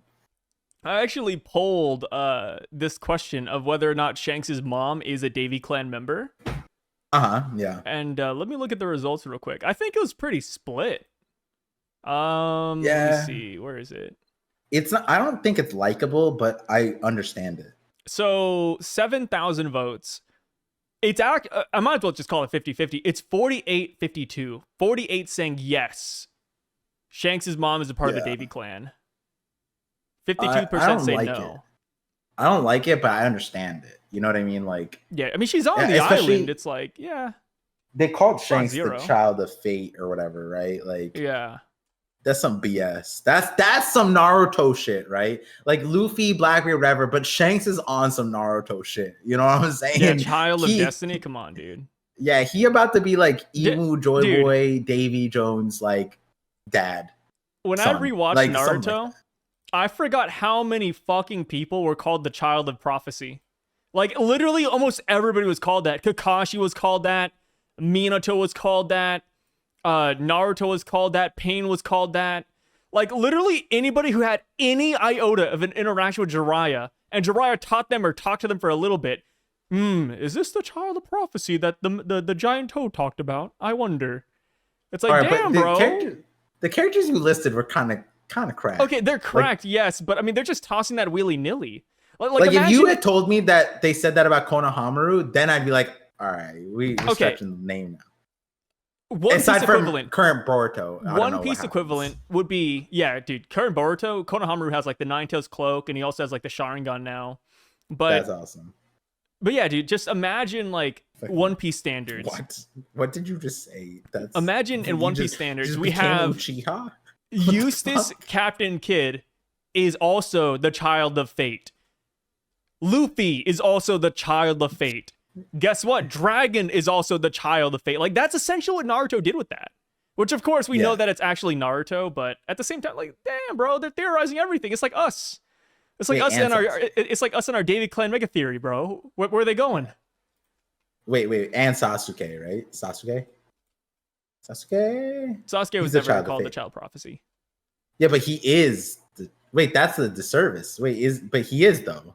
No, it's only Naruto because the stipulation is that Jiraiya trains them. Jiraiya never trained Sasuke. Yeah, he did.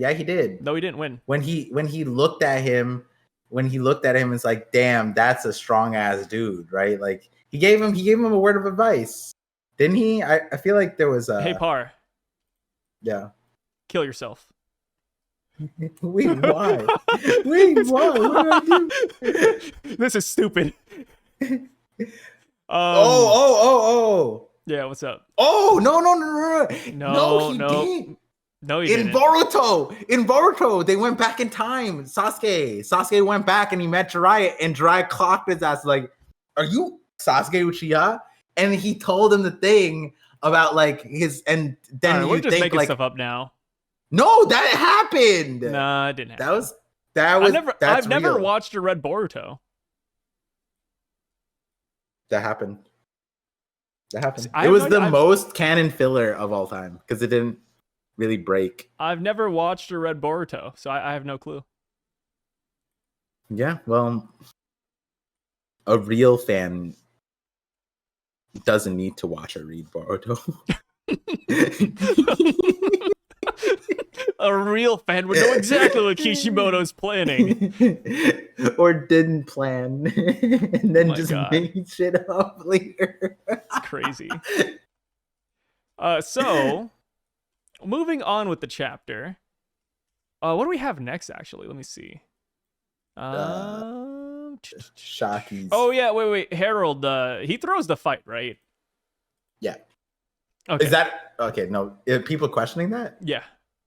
Oh shit! Fuck. People are saying, "Oh look, King Harold, he's weaker than Rocks," or Rocks destroyed King Harold without his crew.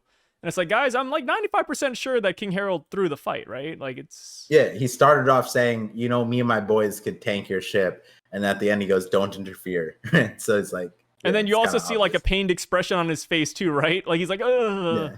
Like after your former best friend says that they're about to kill his family. I don't think you would be the guy that says, no, you can't. I mean, this is poetry because this is how they met. They were faux fighting. Oh, yeah. They escaped under the guise that they're fighting. Unironically, under the surveillance of the world government, because Rocks was like, yo, if we get caught, you'll be turned into a slave. So they had a faux fight where they were trying to maximize damage, but then Harold just jumped off the fucking red line. And have you seen the memes of like Roger and Garp where you see Rocks running over And he says, "Wait, Roger, I'm just trying to save my wife and kid." And then Roger's like doing a divine departure, like, ah. I saw another meme where I don't know where this clip is from, but it's like a room full of like slaves. And Yeah. the guy's like, "Whoa, whoa, whoa, back up, y'all! Don't come closer to the door." And they said, "Garp at Marineford." It's like, damn, bro, it's just so funny, dude. I love the memes. You know, some people might see it as slander. I think it's just hilarious. You gotta be, that shit's funny. Yeah. But yeah. yeah, like I feel like when it comes to Roger and Garp here on this island on God Valley, I think they will try to stop Rocks initially, but I feel like they're gonna quickly change the mission once they see like what's going on. That's my interpretation of things. Yeah, I think don't think Roger they're gonna like try to constantly stop Rocks here. Yeah, I think Garp minimum is that he's selective. Maximum is he's counterproductive. To like, you know, like counterproductive meaning like he's helping the Celestial Dragons, but that's the story that the world government told. So like I don't know if I believe that. So I like to think the minimum at the moment it was just that he's selective. Like he sees Akuma, saves his ass one time. He's mainly like, "Yo, Dragon, you need to get the fuck out of here." Dragon's like, "No, I gotta save these people, Dad." And Garp's like, "Bro, you don't really know what happened to your mom." Some shit like that. Some one-liner, some dark, crazy shit. Garp shows up.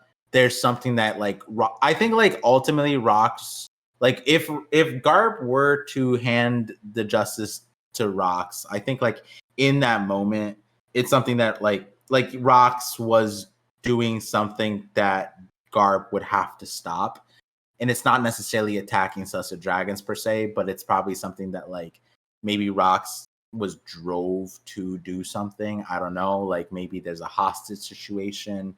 There's a lot of things that can honestly happen. He literally said, like, as long as my wife and kid are safe, that's all that matters. I don't care what happens after. So that kind of tells you that it's when it comes to things like what Kaido said.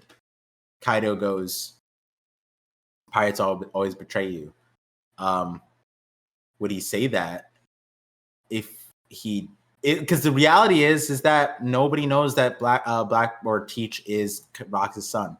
So then from Kaido's point of view, Rocks betrays the Rocks pirates, and it's for his wife and son. Nobody knows that. They think he's betraying them. And then that's essentially how you stitch those two things together.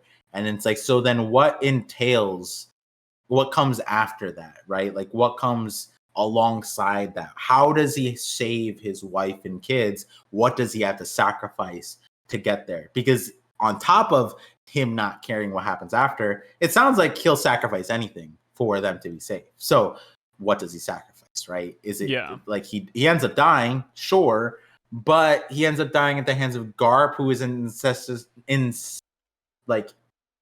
like he isn't necessarily aligned with the Celestial Giants, so it puts it in a weird spot. Like you said, it seems like Rocks is on the side that most people would side with generally, but then it comes into play with the Rocks Pirates. What are they going for? And that's where it also gets weird too, because like, you know, this is a small example, but Big Mom does show restraint.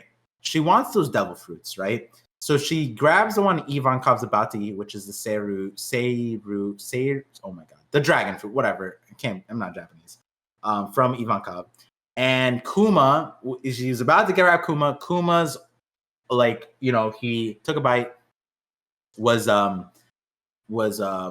she's like, "Damn, rats." But the thing is, what's interesting is like, yeah, they may not know how to like confer the devil fruits or whatever, like transfer them. But it is interesting that she just lets him go. You know what I mean? Buccaneer, the race thing kill him, take him. You know, she also has that whole race thing, like special races. So like that's another interesting thing.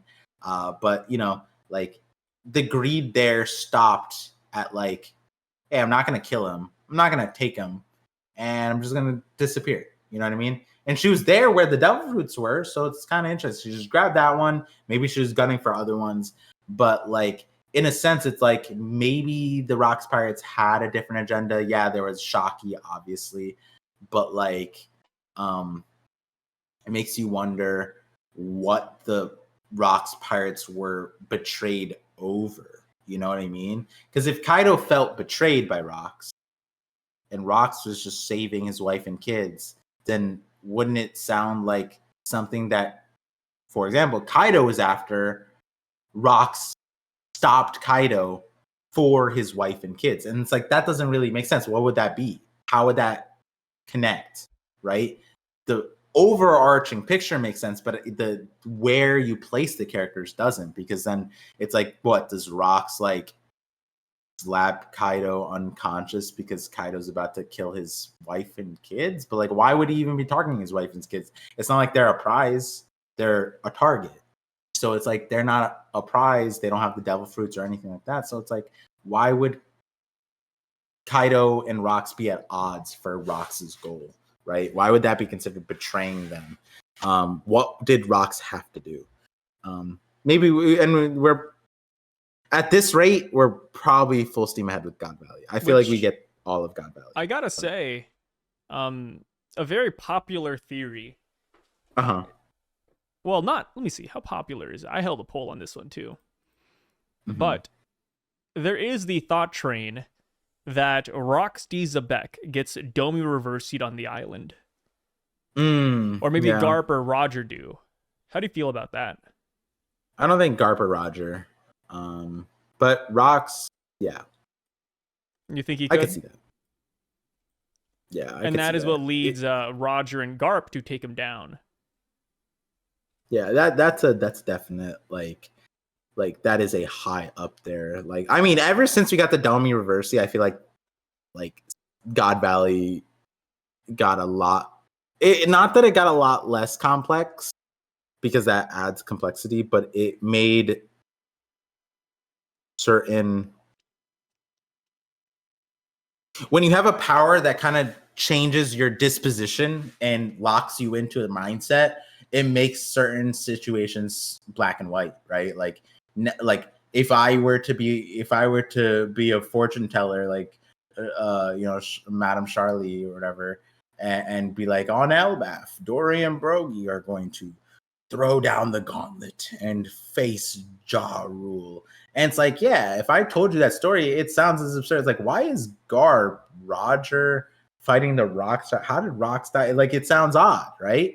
But then if I just make it that there's a power that exists that turns the disposition of a character, not only like just 5x stronger, but he's also just innately evil and demonic, then it's like, okay, why did these random people team up that they shouldn't have teamed up because opposite? Because there's a demon showing up. Literally what we were talking about with Top Musica, but like Domi Reversi is that, you know what I mean? And it's just turning Rocks into that. So very plausible, very likely, honestly. But even that's a question mark too, because then it's like, so Emu showed up to God Valley and there's that many witnesses, you know what I mean? And it's like, yeah, I know, I understand that it's not Emu per se. It could just be Gunko again. But it's like, even then, seeing Gunko transform into Emu and then having that level of Kankurasaki, and then nobody talking about that, preparing it. Like, Big Mom never went like, damn, I'm building an army to fight that one chick that turned my cat. You know what I mean? Like, it's a little wonky as far as residuals from God Valley goes. Like what they were preparing for, how they went about it. Like Emu showing up there makes, like, I could see it, but like there's a lot of ramifications for that. In the same light as like seeing the Gorosei's true forms was an insane reveal for the Straw Hats. Like, not only do they get exposed to the power, the immortality, the familiarity, the levels, all that stuff, but they got the validation from the Giants to be like, yo, in all my 300 years of living, I ain't never seen some shit like this, right? Like, that's insane. So, like, even revealing Emu in and of itself is a massive thing to a group of the world's most renowned pirates plus the Navy. So it's like, is that what happens at God Valley? I don't know. It could be. And what could happen is that if Kaido and Big Mom show up in the cover page story, maybe the description says thinking about that person, referring to Emu. Yeah, as they look at who, Yamato? Because they Maybe showed just in the like a cover random story. Wanonese woman.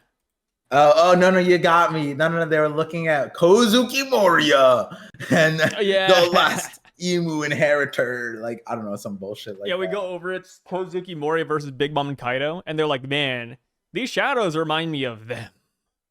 Or even better than that, we see the cover story. It's a flashback of Kozuki Moria's life, and we see him, and it says the narrator box, the person after Rocks to make the flower chamber.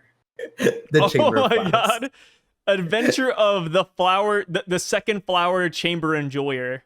Yeah, the key. We just see that, and then I am a follower of Davy Jones.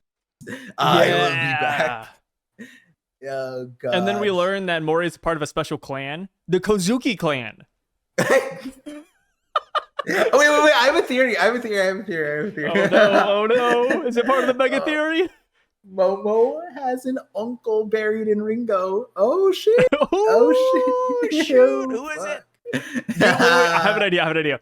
I think whoever Momonosuke's uncle is, they're a former warlord of the sea. Oh, whoa! Yeah. Damn. Crazy, That one man. is actually, that's I definitely choose that one over Shaki dying at God. Wait, what? Yeah. Oh, you know what? Shaki did die at God Valley, and it's just Moria's shadow in Shaki this entire time. It's a zombie, yeah. And that could explain no. why top It's tier just straight up characters Moria. It's Yeah. Moria. hiding in plain sight, I see. Yeah, no, because after Thriller Bark, who does Luffy see? Shaki. And so what does it make sense? Moria's just like, you know what, monkey? I'm a fan of you. Like, that's what it is. It's just Shaki, or Moria as Shaki. Boom, perfect. That's why Rayleigh never sleeps with her. Because he's not into necrophilia. I think you cooked. Why else is her body What do the people same? say nowadays? Like, somebody cooked in here or something? Somebody cocked in here? Someone cocked in here for sure. Someone fucking cocked, dude.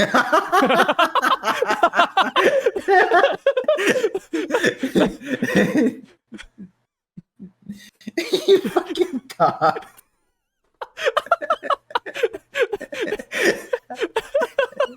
That's a good ass cocking. It's so fucking stupid, dude. Oh. If I hear that outside of this video, I might.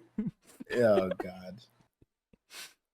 We might have to patent that one, like Kai Snat with Riz. Yeah. Cocking. That's a good one. Where are we now? We're almost done, right? Yeah. Last page of the chapter. Okay, thank God.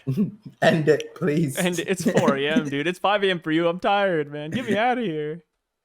Yeah, I try not to look at the clock when we record. So we have a retcon from Oda. We had 6 devil fruits during the Kuma flashback. Now we have 9. The funniest theory I saw was that this isn't a retcon, and actually they just whipped out the other pedestals after the fact.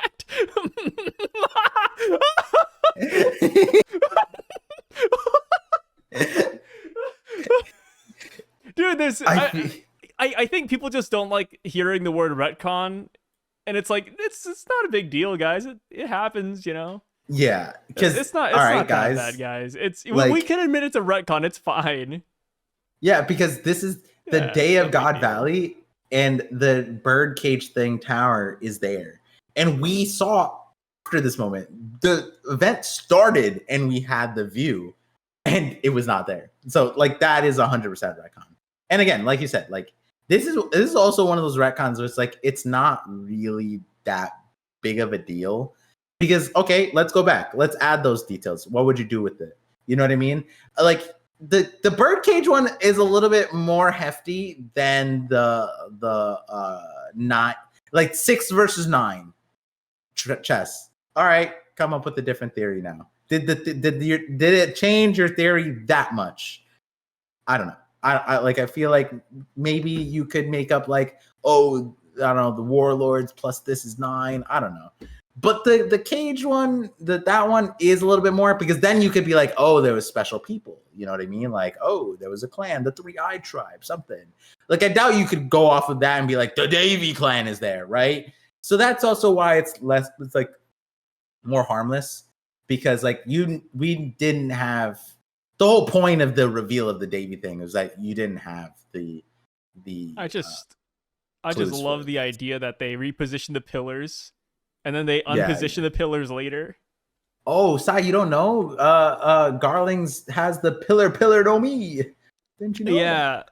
So they had 9 pillars before they started, and then they took away 3 pillars when they started.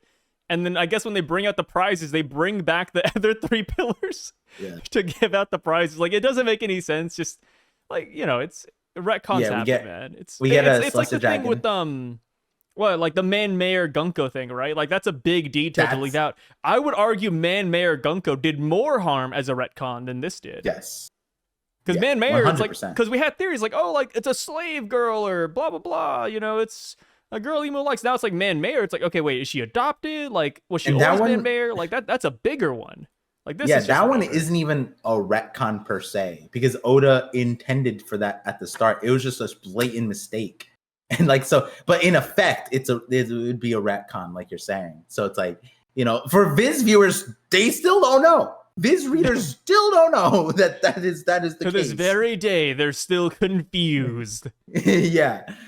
We don't know if the God King Stephen Paul himself is gonna use his hockey to retroactively change past chapters, or if he has the rights to do so. Yeah, I'm so curious about that. Like, whenever we get the volume, I mean, I'm sure the volume changes do it, but it's not Stephen Paul doing it though. I bet.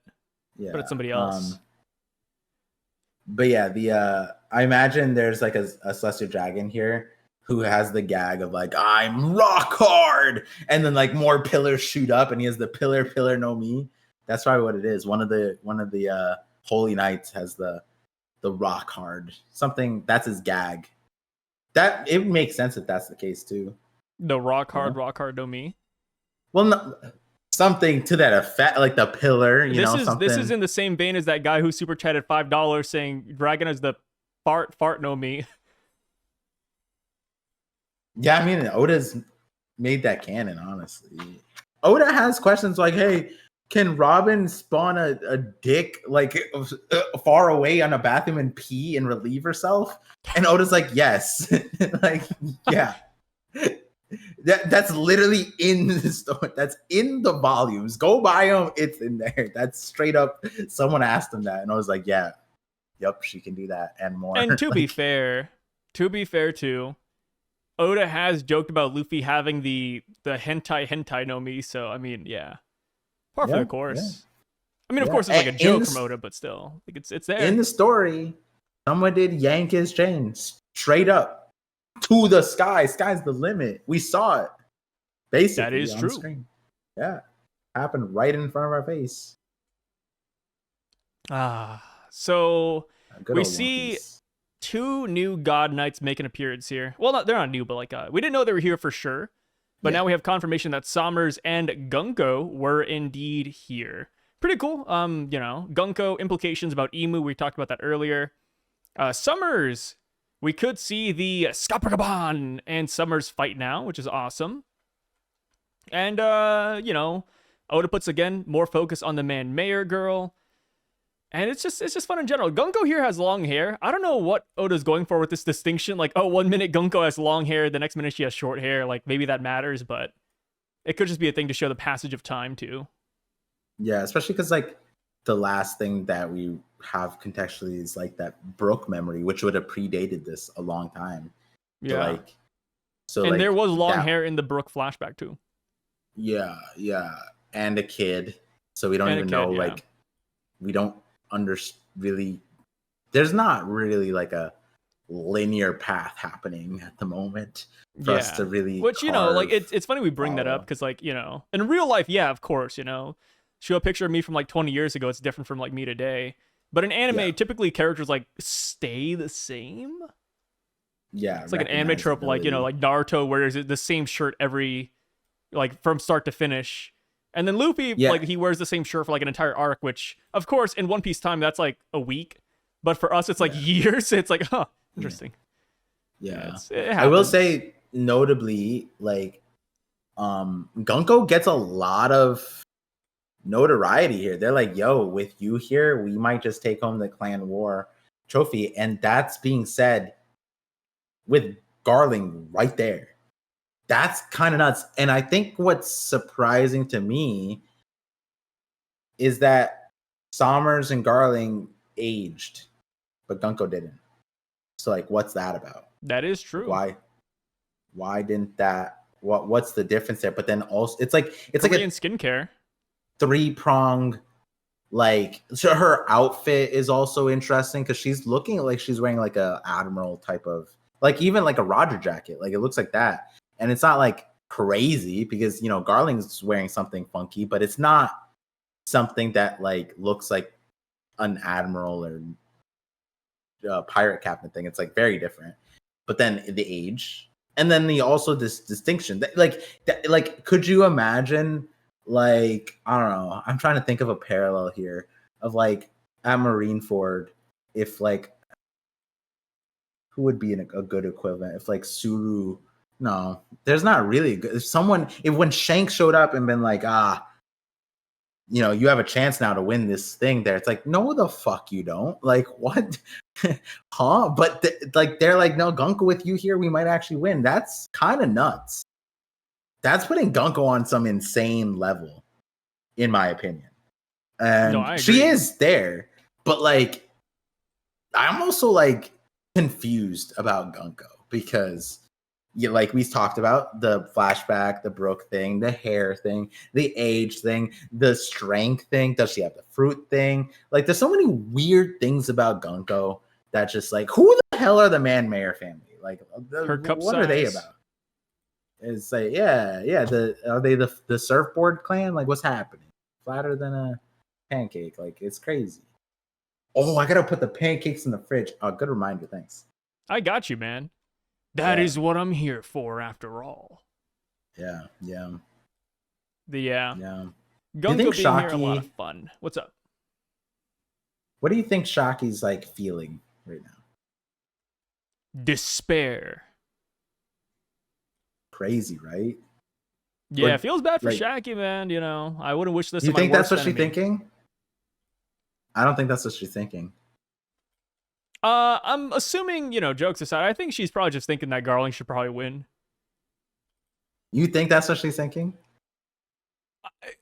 I mean, I don't know what's going through her head, but if I had to weigh my options, a guy wants to make me their wife versus a guy that wants to torture me, like, I'd be like, please, Garling, can you? I get it's not like what she wants, definitely, but it's like, the lesser of two evils. Like, please don't let Summers win. If Oda gave her an inner monologue right now, it would just be like, Rayleigh's coming to save me. Oh. Yeah? I think she's locked in, bro. She's still looking good, too. She never got lost, Rayleigh, from her mind. She was always there. You know? Because that's the other thing. That's the other thing about Shaki that has to be studied, is that she has a love sickness thing. She was showing symptoms for it years ago. She's been isolated for mad long. For a year, the entire world thought she's dead. How did she stay alive? She should be dead right now. In the scope, like, Tritoma died within like 2 years, right? She became thing and then died from the love sickness thing, right? That's kind of what we know. So if it's that fast acting, then Shaki should have died a while ago. She hasn't had Rayleigh. But this is a more significant one. She'd been isolated, kept pristine in Celestial Dragon's hands for a year. What's been keeping her alive? And I'm thinking that this entire time, she's just been like, without a doubt, 100%, Rayleigh's coming to save my ass. That's what it is. I agree. No falter. I bet it's like the whole like Ginny thing too. I bet every day, Ginny was like, any day now, Kuma's going to save me. Fuck. Imagine that, like, for 2 years straight, Ginny's like, Kuma's gonna save me, Kuma's gonna save me, Kuma's gonna save me. My revolutionary leader, Dragon's gonna save me. Every day she gets tortured and whipped and abused and experimented on, and she's like, any day now, Kuma's gonna come. No, but Sai, you forgot. Kuma and Dragon were here, and Ginny were here. They know that the prized possessions are kept pristine. Oh, of course. Yeah, Ginny That's saw. crazy, dude. Yeah. Yeah.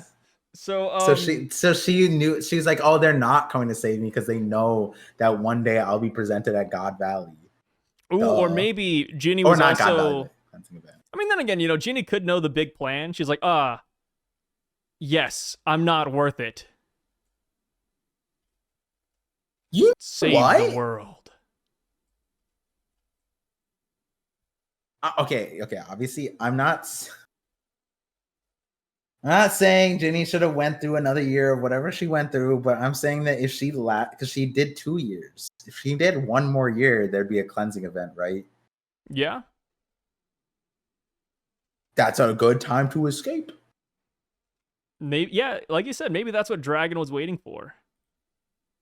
Yeah, Kuma and Dragon were waiting for the big 3. And Ginny was just like, nah, that shit sucked, bro. And then she just like escaped. Yeah, I'm out, home slice. Well, Saturn did say he threw her out, so there's that. But she was just hid in a cave. And called Kuma. Because she died because of the blue scales. She didn't need to sail all the way to Sorbet Kingdom. Right? Like, she could have just called Kuma, hidden away from the sunlight, and be like, I'm here. And Kuma could have went anywhere around the world. But we don't know if she had like advanced sapphire scales. She survived the entire voyage in the sun, so she didn't have the. If she had it advanced by the time she could have made the decision at any island that she passed by, because surely Sorbet Kingdom wasn't the first one, right? Like, surely she had to stop. She also could have just sailed at night. No, moonlight also, because moonlight, sunlight. They said that you're right. Yeah, the reflection. Yeah. I'm not victim blaming. I'm just saying, like, you're just saying she wasn't the smartest. No, whoa. I was just saying that, like. What do you mean, whoa? I'm just repeating what you're saying. Yeah. No, I didn't say that at all. She's the hero of God Valley. Man. Yeah. Think about this. Without Ginny, Shaki would have died. Ginny leaked everything. Rocks, everybody, Morgan. That is true. It all started with Ginny. Ginny's the hero. Cook. Ginny's the true hero of God Valley. Shaki owes her life to Ginny. And we might even see that reflect later on in life. Maybe. Who knows? Maybe Ginny comes across Shaki later on. That'd be kind of fun. Yeah. Except nobody knows. Honestly, she should be thanking Morgan's, I guess, because that's who got the credit for it, because he was the informant. Yeah. That's actually. It's a solid theory. Yeah. So, maybe we end up seeing Shaki with Morgan's later. Not with Morgan's like that. Like, yeah. Maybe Mihawk is Morgan's and Shaki's kid. I think, I'm glad that this is a part of the Davy Clan mega theory. Wait. His name is Mihawk. He's a bird. Boom. He wears flowers. We always have the Amazon lily. Oh my God. Mihawk. Morgan bird. So now let's get to a popular misconception about the chapter. In the last page, the last 2 panels, people actually think that the whole please help, you have to get them off this island, don't let him take them. People think that Dragon actually stumbled upon Blackbeard's mom. There are bars in that Teach picture, so there's no bars in the Dragon picture. Yeah. She's not in bars. No, I agree. I'm surprised by how popular that misconception actually is. Yeah. I mean, I clocked it mainly because of I was like, wait a second, this tower wasn't here before. And then I looked back to double check. And then, so then once I saw the bars, I was like, because like, I think I was like, oh, there's like people here, blah blah. It's and one of then those see things the that so bars many people teach. believe it, and I'm like, you know what? I'm not gonna make fun of this one. I'll let it slide. No, apparently the Davy Clan's in that box Yeah. on display to show them. Also, have you seen the theory? This one is kind of silly. I don't know how I feel about this one. If you look at baby Blackbeard, look, like I want you to scoot up and like look at his neck. People are saying it looks like little hands clutched around him. They're saying, does Blackbeard have a little like a brother or sister hanging onto his back?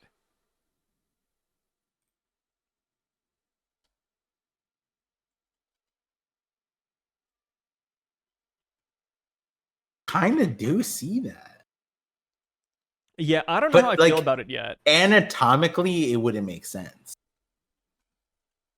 Yeah, because like if their arms are wrapping around them, like they would be big enough to see, but like behind Teach's are the bars. I mean, they so, could like, be really small. Is there Tontada with long arms? Oh, it's a long arm tribe Tontada. That's a cursed existence. Fucking disgusting. But like, look, it looks like he's leaning against the bar, so there can't be anything behind him. No, yeah, unless it's like the dismembered arms of it. Or it could just be like a. Oh wait, what if those arms aren't attached to somebody else, but just like they're extra arms that he has? Well, I was thinking like he was escaping and he was running so hard that one of his like brothers or sisters or like, you know, cousins were grabbing on, but he ran so hard he ripped the arms off and he's in shock. He hasn't realized that like the arms are still around him and he left behind his cousin. And that's what the mom is like presumably telling him, like, honey, give me your hands. Like, you didn't save Billy behind you. Don't look though. I'll just take care of it. So how do you feel about that though? That theory? I mean, they do look like arms. It's just anatomically / spatially doesn't really line up. Like, where are they? Just in his afro? Like, what's happening? Are they upside down and would just cut off? Like, are they hanging like upwards? Like, I don't know. They're not sitting on the ground. Yeah, that's I mean, they just got to be hanging on him. I don't know if I believe in this theory, but you know, it's one of those things where like I thought that I would look at this initially and laugh, and then I said, no, I kind of see it actually. You know, it's there. I don't know if I believe it, but yeah, it could just be a really cool shirt design. But it also reminds me of like the Mihawk thing back when we got the Cross Guild poster and we saw like the neckline, and people were like, oh my god, did Mihawk get scarred by somebody? Nah, this is different than that, but it could be similar, right? Like it could be, it's like some kind of weird ass like tattered clothes design Odo's going for, and it just ended up looking like it could just be his shirt got bitten, you know what I mean? Like whatever. It could be that he has a neck collar on, and it's just weirdly fashioned as little kid's arms choking you. Maybe. Yeah. Hopefully you guys watching the video, you know, to anybody still watching the Davy Clan mega theory, hopefully you know exactly what we're talking. Why do you laugh? I'm just so sleepy, man. I'm tired too, man. At this point. Yeah, I got more videos to do after this too. Yeah, well, I came from a wedding. Yeah, well, I'm like Asian. Yeah, well, my son wanted to go back to the dance floor. Oh, you have a son. So you don't know the pain of a sperm cramp anymore. So I'm sperm cramping. Do I not have sperm anymore? Now that you've released into the wilderness. Into the Davy. Yeah, now that you have a son, you don't know the pain of sperm cramps. Do I join the Davy clan if I become a dad? Is that what it is? Yeah, something like that. So, last thing to talk about, Dragon saving Shanks and Shamrock. Kind of cool. Doesn't succeed with Shamrock. People are saying that this is where Dragon eats his iconic devil fruit. Do you believe that? I think it's pretty high. Yeah, think about it. Why did you? Wait, no. Actually, think about Stupid. it. He definitely did, right? Yeah. What? Why? Like, what? Paint out what the circumstance would be. He puts Shanks in a chest. He eats the devil fruit that's in the chest. Exactly, right? Like that's it. Okay. You said He has think to make about it as room. if it's like this profound thing. Like, think about No! it, guys. Like, okay, Thomas Edison, Jesus. What the fuck? No, it's just like, Galileo, tell me more. how do you make room in the chest? You gotta Tell me eat more about the fruit, right? rotations of the earth. Either you throw away a like really valuable thing, you just eat it, put the kid in there, hope for the best. But then it's like even questionable, why was Shanks even in the chest, right? Like that's a question mark.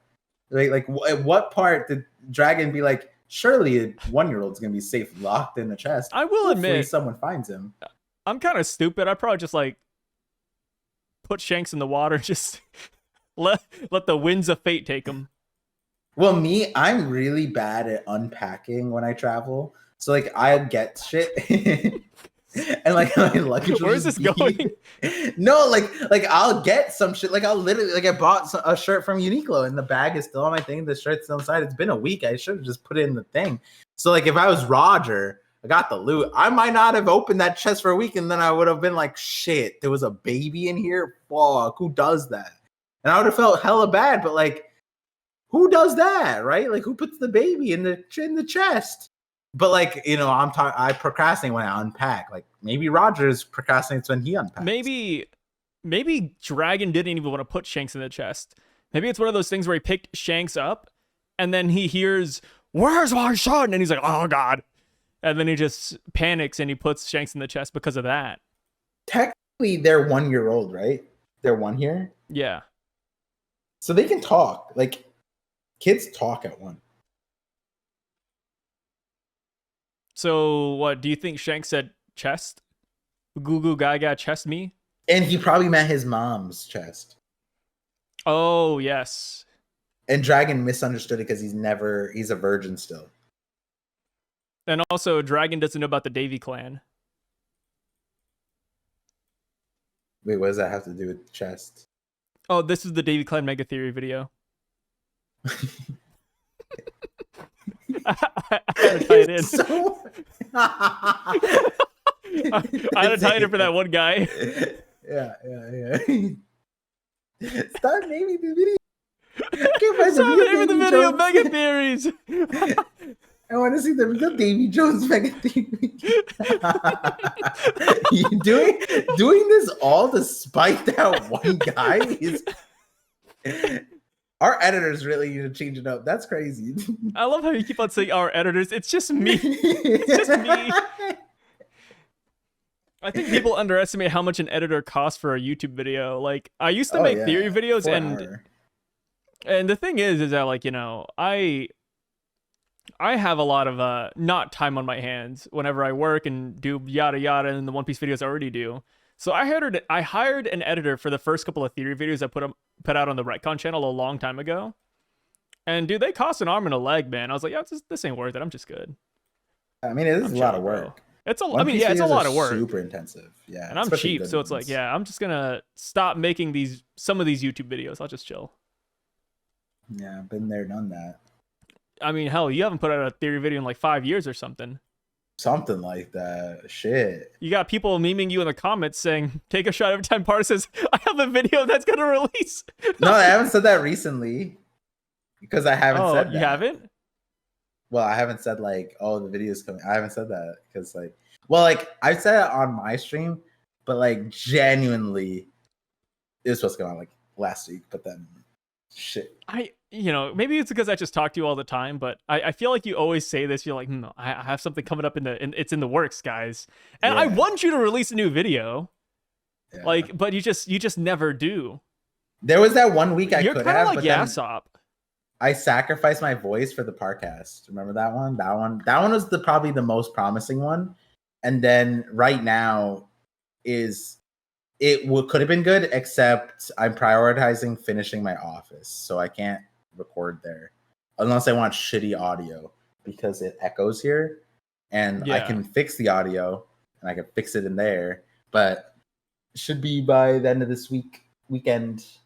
My office done. So yeah, that's why I'm recording on a different wall, which a lot of people actually liked on stream. They're like, "Yo, it's coming together nicely." I mean, I think everybody prefers your background over like the really bad green screen that I don't know why, but sometimes it had like this effect where you're fucking glowing. So you look like the second coming of Jesus Christ. Oh, well, that was when. So I mean, the green screen was because at the time I didn't have a consistent background. So instead of having my background change, like I couldn't, like if I moved to a different place, like multiple times in the course of 3 months or something, I didn't want to have to constantly set up a background to create a consistent look. So I went with the green screen thing to smooth it over, because then people didn't know I was swapping places like every other week. But I still did every stream for the entire time, even though I was in a different place. And the times I was glowing was when I didn't have lighting. That was it. It was just I had to do an artificial light. And so the artificial light made it glow because it couldn't figure out that like my border stayed the same. I guess I could have flipped it, but it was too much work because when I had the artificial glow, I was also not on my setup, which most people didn't even notice, which means that it worked. The green screen stuff kind of worked to a certain extent. But yeah, that was the main thing with the green screen. It was funny. It's a good era. I'm gonna miss it. Now you're gonna have like a professional background. You're gonna look great. It's a different par now. It is. I have nice ass. Like even right now, I don't have the real lighting. I have like doo-doo light bulbs in, and they're like different colors because they're gonna sand all this shit and paint and shit. So yeah, light bulbs are gonna get not busted, but the nice lighting won't be there. But yeah, good things stuff. are coming together. I guess the last thing, and then we'll end it right here. But please, Celestial Dragons, they learn history. They know about the Davy Clan. It's pretty cool. I wonder what their school is like. Some cool stuff. You brought up. I was gonna bring this up mad long ago, and then we got distracted by some bullshit. And bullshit? What? I don't know. There was plenty of bullshit. Okay, this is all build up for the Davy Clan mega theory. so now that we're ending it, what is the what's the consensus behind the mega theory? What are we trying to prove? What are we saying? That the Davy is. You know what I'm gonna do? I'm gonna put myself out there. Oh, Davy is the name that they use for Nika because they don't know, like the regular Celestial Dragons don't know about the Void Century. So they don't know about the Void Century. What is Nika? What significance is that? So instead of that, they just use Davy. They put Nika's name in Davy Jones' locker, literally. And so when like Shalria or whatever is like, what is the Void Century? It's like, all I know about the legendary pirate Davy Jones, fucking asshole, some shit like that, right? That's probably what they know. They know that it might be that Davy Jones is like the Celestial Dragons version of Nika, but like it all means the same thing. Okay. It might be that it's his true name. My theory for the Davy Clan, and I've had this for a while, not for this, but like, you know, I'm on the side, I'm working on like my own story. I think it'd be really cool if while everybody's being hunted down here in God Valley, they start singing a song, like the Davy Clan theme song. And it goes like, I mean, I don't know what it would go like, but yo, just, you know. No, like imagine there's like a, you know, like Nika has his old like drums of liberation. Like I think it'd be really cool if the Davy Clan had their version. And we see and while Garling's like cutting them all down, they're like, guys, if we sing, we might be fine. Like maybe, you know, Davy Jones will protect us. The guardians of the island, the deities, they'll come down and save us. And they're singing this song while dying one by one. Yes, it Binks' Sake. Yeah, but Binks' Sake is kind of a lame song. Yeah, but that's the one that happened. It's gonna be that Rocks sings that song in his final death. That's what's gonna happen. Yeah, my Davy Clan mega theory consensus is that we're gonna get a song here. Yeah, no, I mean, you're not actually meaning, right? Like that. Oh no, do. I'm being serious. Half memes, half being serious. I'm pretty serious about this. Yeah, I actually think that Binks. I don't think it's Bing Sake though. I think we'll get a brand new song. I'll say that. I don't know what song was being sung last chapter randomly by the Dark King himself. I wonder why he's called that. Why was he singing that? Oh, we already have the lore bring back in the Rayleigh Vivery card about why he's called Dark King. No, I'm saying the Bing. Why was he singing the Bing Sake? Oh, because he's drinking. Yeah, because he was drunk. Yeah. But with that being said, guys, it is now 5:30 a.m. for Par. For me, it is 4:30 a.m. We're both really tired. I'm assuming that Par is gonna go jack off after this. Bro, what's up? Sure. Just gonna go with it. You're not gonna disprove this. Who's gonna stop me? Are you? All right. This is fucking real, bro. I don't know what you want. I don't know what you want at 5:30. Fucking disgusting. What? Like, it was the correct answer. Don't threaten me with a good time. Like, I don't know what one liner you wanted from me. That's disgusting, man. It's nasty stuff. But yeah, thank you guys for checking out this video. I mean, joking, but also being serious. You guys are pretty real for sticking all the way to the end. I can't believe it. The amount of people who watch all the Parcasts and they're like, man, you and Par, you guys really helped me get through my work days. You know, I have like crazy 9-to-5s. I drive a trucker, etc. You know, and they're like, oh, you and Sai, man, you guys, you know, you helped me, dude. And I can't believe it. You know, trucker fleet.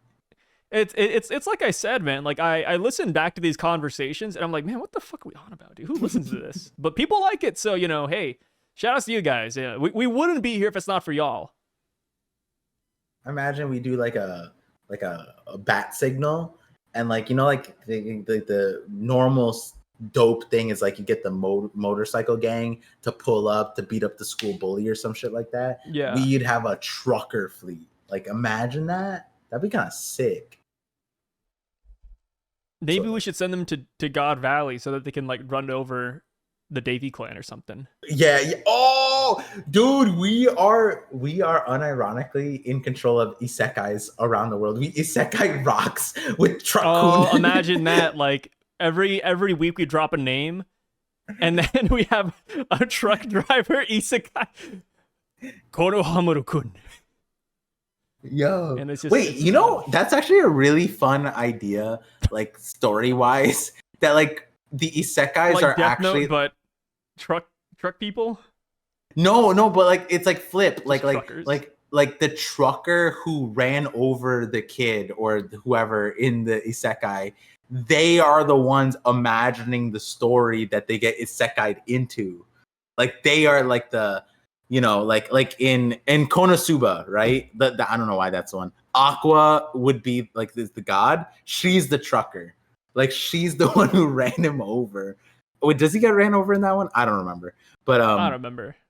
Yeah, like the point is like the story is being made by the trucker because they have a long drive anyway. So they're just thinking about like, damn, like, yeah, that's kind of morbid. The kid who I ran over, hopefully he's in a better place now. I wonder what that place is like. And then they just start thinking about a video game world where the kid is in a place. Yeah, never mind.